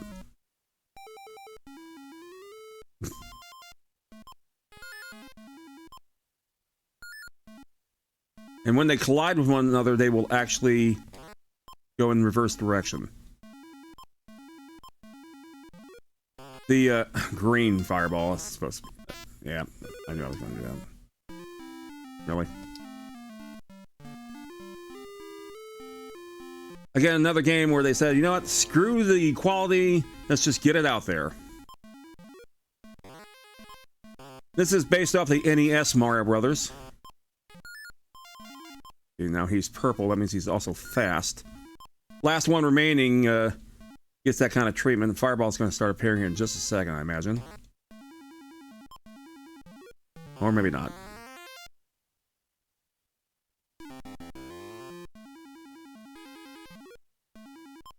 Green Mountain, how you doing, my friend? Welcome aboard. You're watching a rather sad interpretation of Mario Brothers. This is arcade ports for video game memory lane. This is Atari 7800 ports. And, again, could have been better. Oh, there's the fireball. There you go. How you doing, my friend? Okay. Oops, wrong way. I do not expect to... Jesus. Yeah, I don't expect to get there. Oh well, I'll get what I can. I hit the PAL button. Oopsie. Chillin' playing Tales of Vesper. Ah, very... Thank you. Thank you for the fart. Yeah, chicken loves that button. Let's see what we got here.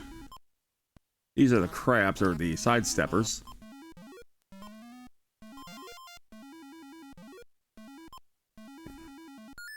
Let's say...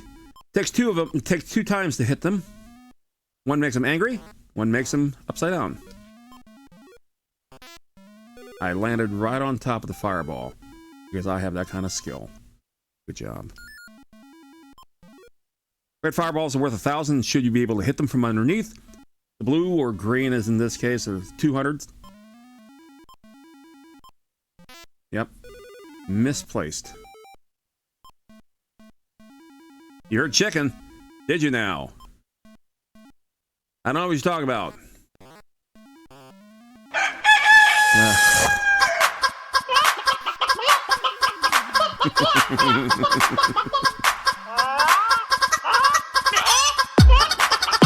I can't pause it because the pause button is not on the controller, so the game's just gonna go on. Okay, chicken, your first appearance for today. Wow. Normally, I have to admit, normally you hear much sooner than that. I know it's kind of sad. You're right. I know. I don't control that. Chat does this. I don't do this. Yeah, chat. Yell at them. Here we go, chat. You earned this. Yeah, see? Angry chicken. Chicken's not happy. Took how many? It took 1 hour and 39 minutes into the program. Yeah, you tell them, chicken. I have absolutely no idea what the hell it's saying. Yeah, okay, bye. Nice talking to you. Bye. Don't come back. Or if you do come back, just take a chill pill. Let's see what expert does. Phase 6. Wow. Okay, that means that the let's see, the flies and the slip ice are probably about ready to come out in there too. Never know when it will show up. Indeed.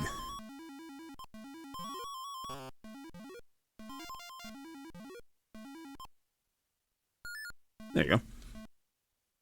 And there's the very slow blue. That's supposed to be blue, but you know.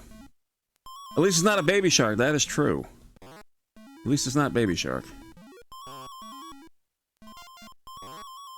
Okay. Well, no. Okay. And now you get fast.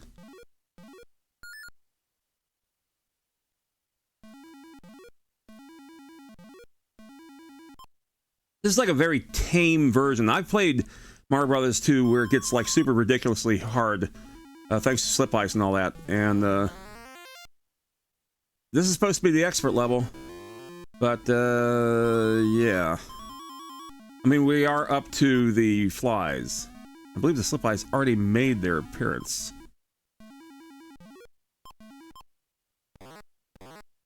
Okay, just land on that, and you're going to do the same. There you go. And there comes fireballs already messing up my life. Okay. I guess the slip ice did not make their appearance yet.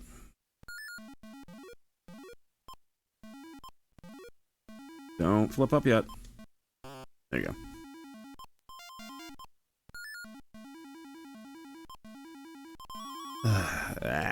Yep, saw that coming. I mean, this is an okay version of it. The 5200 version, aside from the Nintendo Entertainment Systems version, are the 2 best, by far. This, again, it's like, let's just slap some shit together and Hey, we got a game! Yay! That was kind of the attitude then for Atari back in this day and age, because they knew that their days were numbered. 2600 just got released as Junior for a whopping $50 price retail. I did that. I did that. I did that.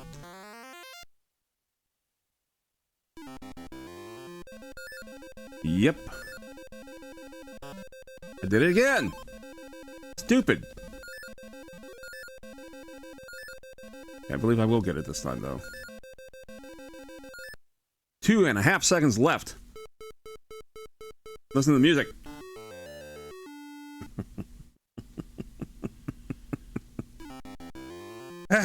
Okay. This is where the slip ice comes along. Of course, it would be you. And the coin. I was wrong.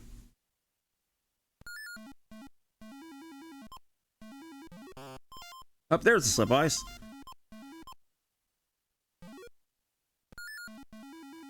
What happens if it lands on a platform without being destroyed? It will turn it into ice, making it very slippery, and you'll pretty much wind up crying. I'm already at the point where I am crying. There you go. Now you slip like that, which can be problematic.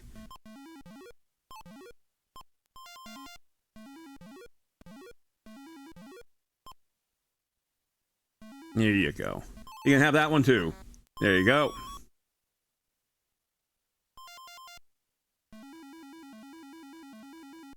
Oops, I hit the power button. Sorry. Okay, next game. I can do better than that. But I won't. Ooh, I got an error. Why did I get an error? Why? I hit the wrong one. So, one of the reasons why I also have one of these, simply because I love Ms. Pac-Man. I have one in my living room, for crying out loud. So why not here? And it looks something like that. And you've seen this before. Darn good version of it. Without any further delay, let's go. It's nice enough to give you 5 lives. Sounds are actually pretty darn neat.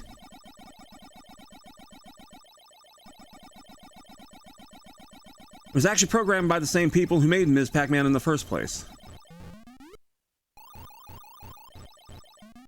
Now, Ms. Pac-Man was actually a daughter board that you attached to your Pac-Man's principal board, and changed the graphics around, gave it new sounds and all that kind of stuff.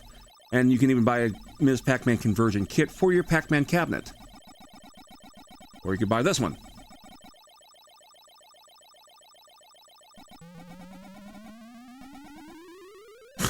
Their scatter mode is particularly good. We'll say that.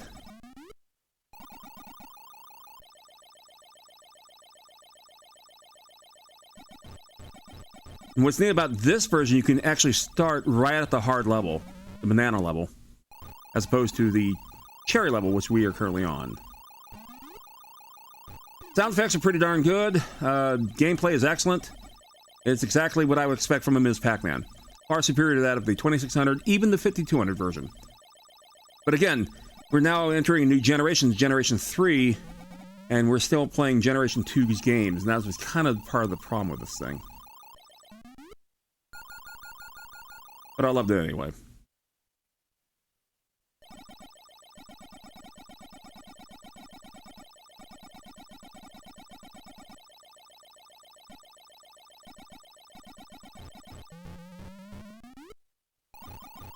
There you go.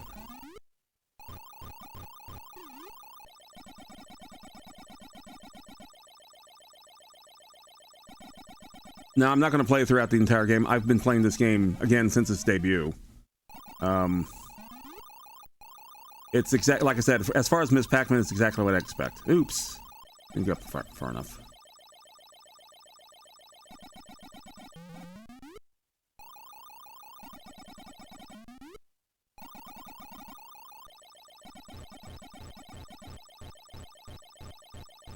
The only thing I can really nitpick with this version is that the Energizers are not worth 50 points, which is, you know, so, well, they're worth 40. Well, big deal.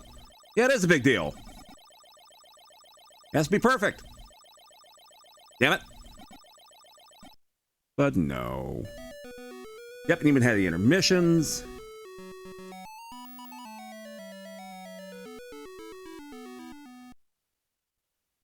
And I thought they did a particularly good job with this one. And at least it's not Baby Shark.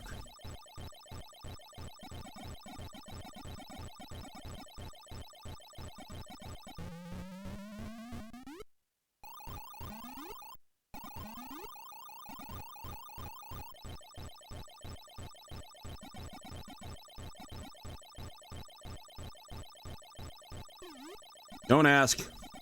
It's just the way the game works.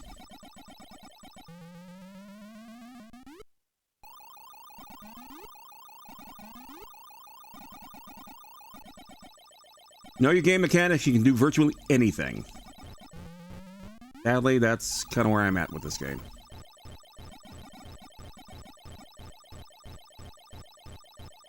There you go, finally. Like I said, what you can do with this particular game is pretty cool. You can have more than one player, of course. You can have 2 players. You can also increase your difficulty. So you can start right off on the banana. Or you can even do the dreaded teddy bear. Watch this. Fast as lightning! Fast as lightning. I mean, it's ludicrously slow. Again, this is for, like, you know, you want to introduce your toddler to the game for whatever reason. Well, this is the way to do it. Much simpler. You won't die nearly as much. You know, whatever. This is the teddy bear version. It's a bear. Yeah, it's a teddy bear. They're not even trying.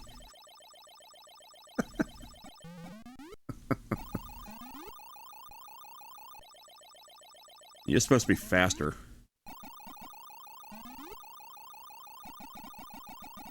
I mean, it is embarrassingly bad for that. But, like I said, if you wanted to start off as hard as you can, and because it's a random fruit, all fruit here will be bananas. Because you only have a banana showing. Way it worked out was, whatever's showing up on the screen is what is available. You can see not much. Oh, it's going around counterclockwise. Of course it would. Make my life difficult. There you go. So it's easy to rack up big points if you play it this way, but of course the difficulty is much harder because, well, the Energizers don't work nearly as long, of course, because it's that board.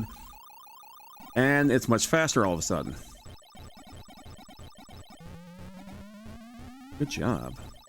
Another counterclockwise one. I got my extra life. Okay. And then we must move on. I'm going to move on from there. Bye.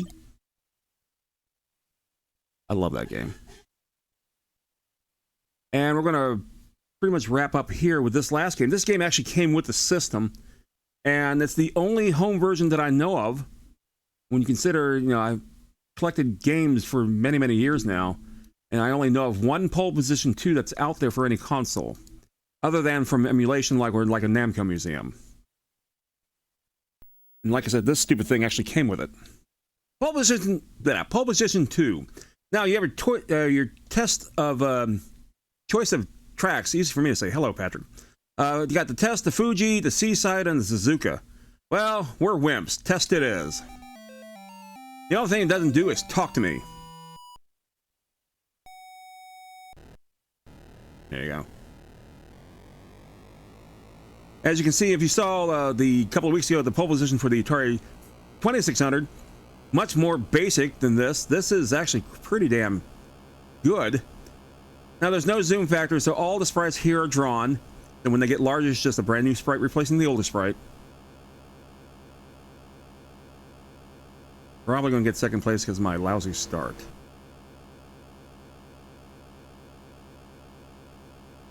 And the game is just simply basic. You know, you're running around on a track, trying to avoid all the other cars, but you want to get that pole position like I did now.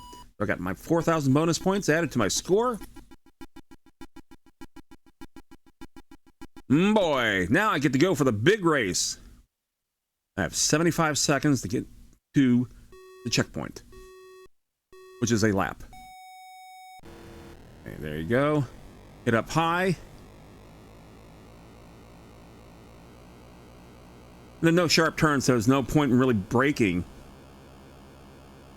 But it's better to brake than simply take your foot off the accelerator, because then you can regain your speed real fast. Why that is, I don't know.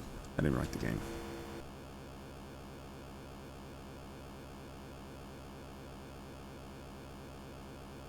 I mean, there really wasn't much to this game except you got your 4 tracks and it played very much like the arcade game. It was actually pretty damn good.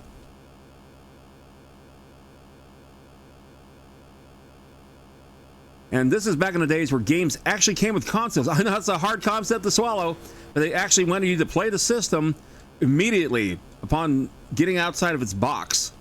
Unlike today where you have to actually buy games for your system. Or nowadays, download games for your system, because it doesn't come with crap. I think the first system to do that, by the way, was the PlayStation. It came with a demo disc, but didn't come with any games. You had to do that yourself.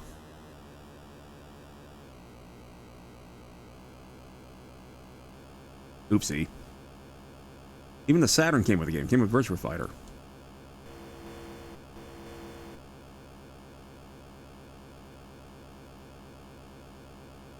If I recall correctly.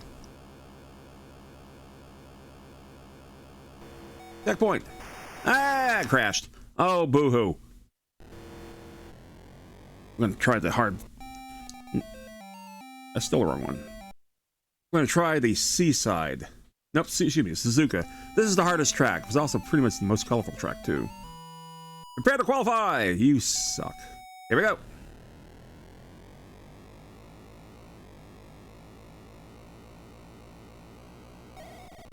Lots of sharp turns, and you might have to do some braking.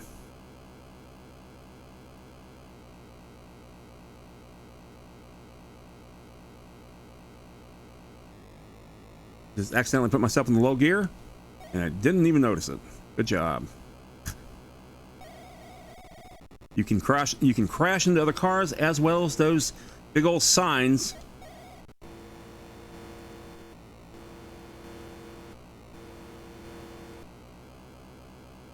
Will I qualify? Yeah. That is costly. I did not qualify. Wow. Doesn't take much not to in this game. I'm just going to keep going until time runs out.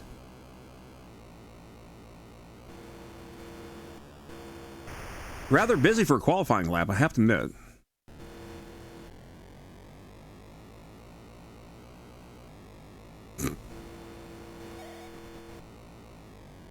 Ah. Wow. Didn't even qualify. How much time do I got left? Got 13 minutes. Oh, that's right, because we started the clock a little late. That's fine. Well, good. Means I can continue on. I missed out on the 7800. I think, well, I don't know, Sinistar. There were other systems. Remember, NES was already out. This came out in May of 1986, so NES was already out. A Master System would be out soon. So there was a lot of things to have, but if you like the old arcade ports, yeah, you get a 7800 plus. 7800 only cost $80. So there really wasn't a reason why it didn't do as well as it could have. Except it didn't have any third party. The third party support wasn't necessarily a survival thing then. It is now, big time.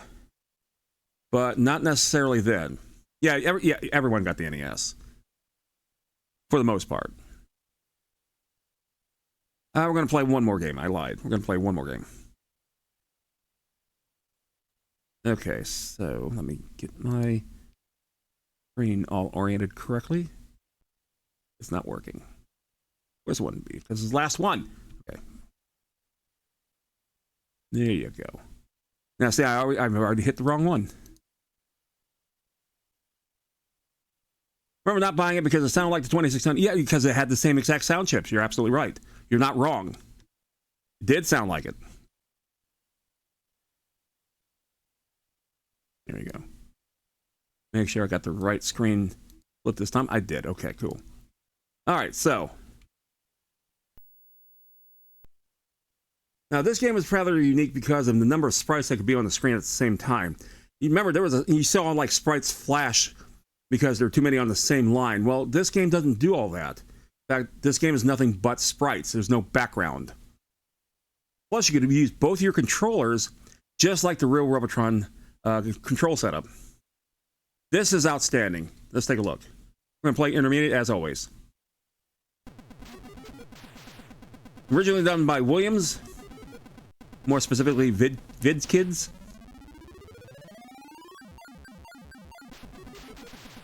Optic of the game, you want to save all the humanoids as much as you can. You want to avoid being hit by the Robotrons. Those are those robots there. Now the big bulky things there, those are the Hulks, and they can kill the humanoids. Of course, they can kill you too. Every time you collect humanoids, you increase your score. 1,000, 2,000, 3,000, up to 5,000 for each and every one that you save before you die. And as the game moves along, it gets harder and harder.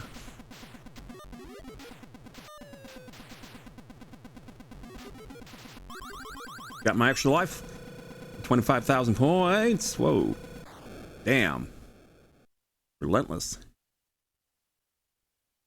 Got to get rid of that circle there. There we go. Perfect.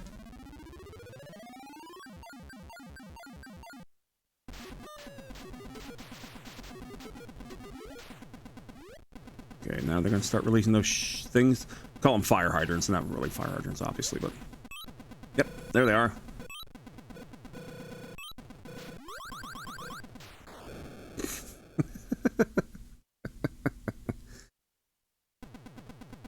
Again, I don't think this game could have been done. I've only seen this game on one other console. That would be the 5200, and it was not as good.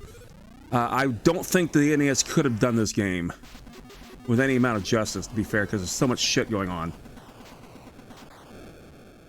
Now, the Genesis did through emulation because of Williams Arcade's greatest hits.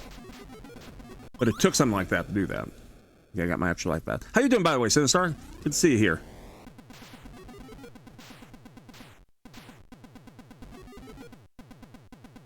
Okay. Oh. Well, try to convert one of the humans. It does that whenever it touches that. Okay, there you go. I'm doing all right. We had a cold front come down last night. It is very nice and mild outside. Now you killed all my humanoids. Don't like you. Okay, 400 points gives me an extra life. I'm going to need it. There it is. Oh, got both of you there. And have no more humanoids left, so just... Okay, there we go. I'm probably going to do some walking later today. Ouch. And, try to make the most of this weekend. Wow, that was quick. That's called How You Lose Momentum. This was a near perfect translation, I have to admit. I'm very pleased with this one. Considering you don't see this game too often. Now that was intermediate. Let's test our nerves here on FU mode. Oh, there's challenge mode. You get one and only one life, no extra lives. In other words, it's an endurance.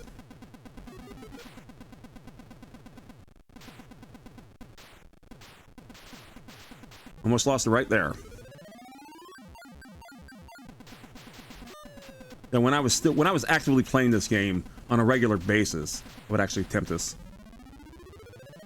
And see how high of a score can you get with just simply the one life.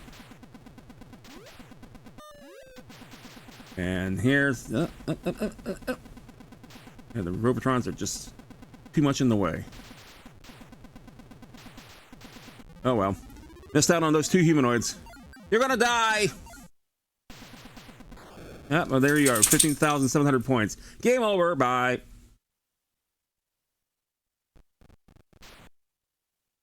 Let's see. Expert mode is the other one. They're automatically fast.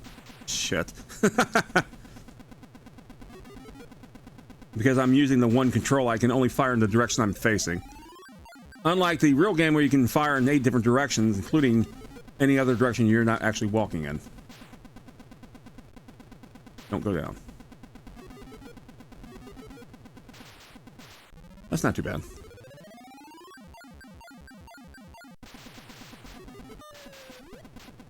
Damn.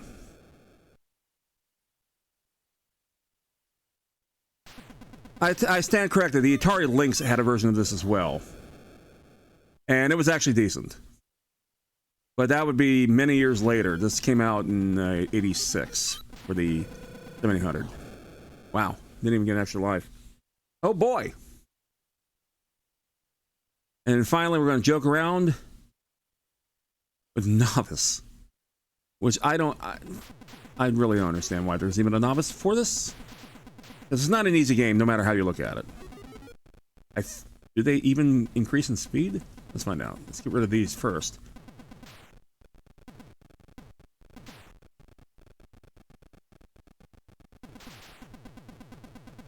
It does sound like they're getting a little faster. A little faster. And not like the insane fast that they would get as if it were a regular round. Yeah, they're getting faster.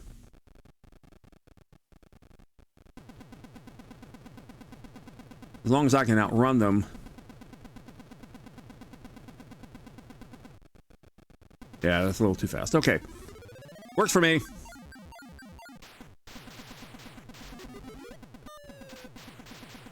Stop killing off my people. There you go.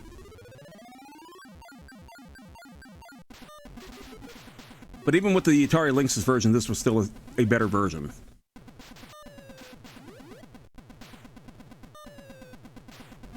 At least I got 3 humans.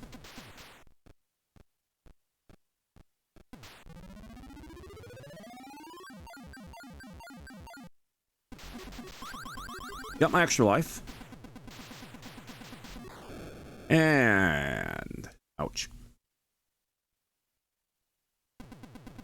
Now, I was actually dumb enough to actually set up the arcade style. I took my two 2600, rather my two 7800 joysticks, and used it that way. I actually attached them onto a wood plank of sorts, and I played it correctly. Because I had that much time in my hands when I was in high school.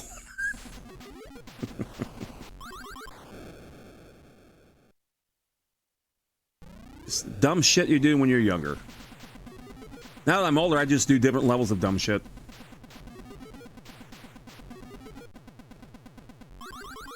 Okay, this... damn. Not doing too bad. I still get another few thousand points. Got rid of all the brains.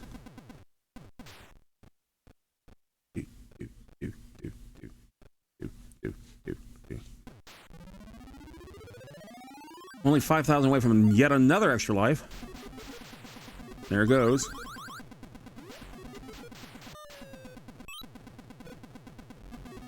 Don't shoot shit at me.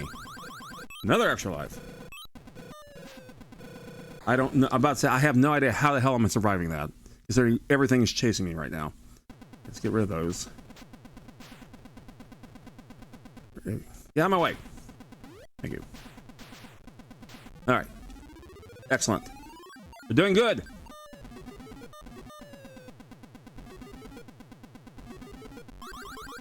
Yeah, they're going to turn into tanks in just a second. No, they didn't.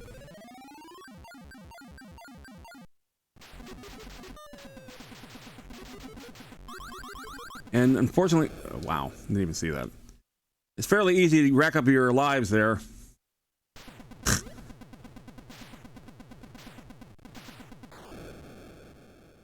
As far as this game, the system rather, I don't even think it had 100 titles to it.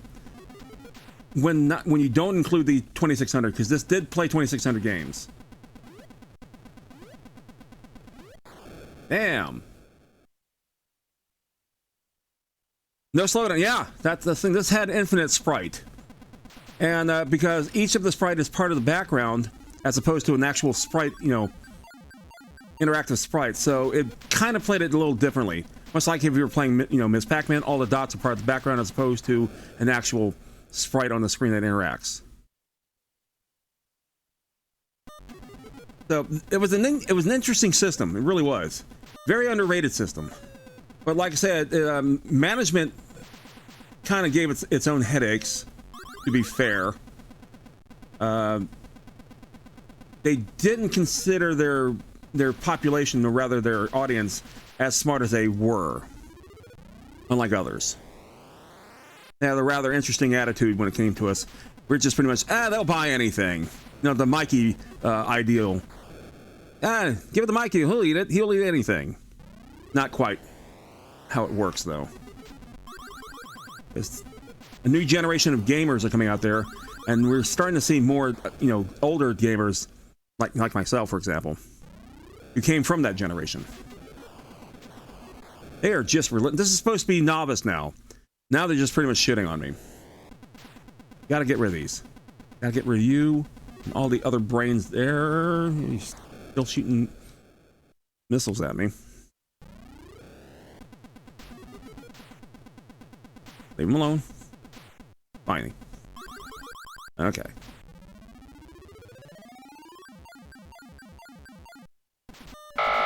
Time's up. Okay. Just gonna let that go. Alrighty. That was fun. I enjoyed that. Hope you did too. Oops. Wrong screen. In fact, I'm trying to get my music up, and it's not coming up. Of course. How about now? There you go. Excellent. Let's get back to my stupid face, shall we? If you like what you saw, hope you did. Give me a follow. Would greatly appreciate it. If you want to see my past streams that are no longer found here on Twitch, you can do so at my YouTube page. I have a link for Instagram that I've collected stuff over the years, about 48 years now. You can see some of the things I've collected video game wise. Blue Sky, there's a link down there. I just created an account there, and I've followed some of the people whom I follow when I can find them. Check it out, as opposed to Twitter. Leaving Twitter, sorry. And let's see, there's also Discord, and of course, nonetheless, has the links down there as well. You can check those out. And we're going to pretty much wrap it up here because I got stuff to do today. We'll see you again Monday night on the final labyrinth of Legend of Zelda. And we've already been inside. We've already gotten our butt kicked. But I'm collecting keys in between streams because every other effing door in that game is locked. And so I've already collected 5 keys, so hopefully I'm going to see how many I can actually get in between now. All right, have yourself a great day. We'll see you later. And if you like the art that you see here, Billy Jackson did all that. Twitter.com/BillyGraphics. Some jackass did the music. And we'll see you all later. Have a good day. Have a good weekend. And if it's nice and mild like here in South Florida, enjoy your weather. Take care. See ya. Bye.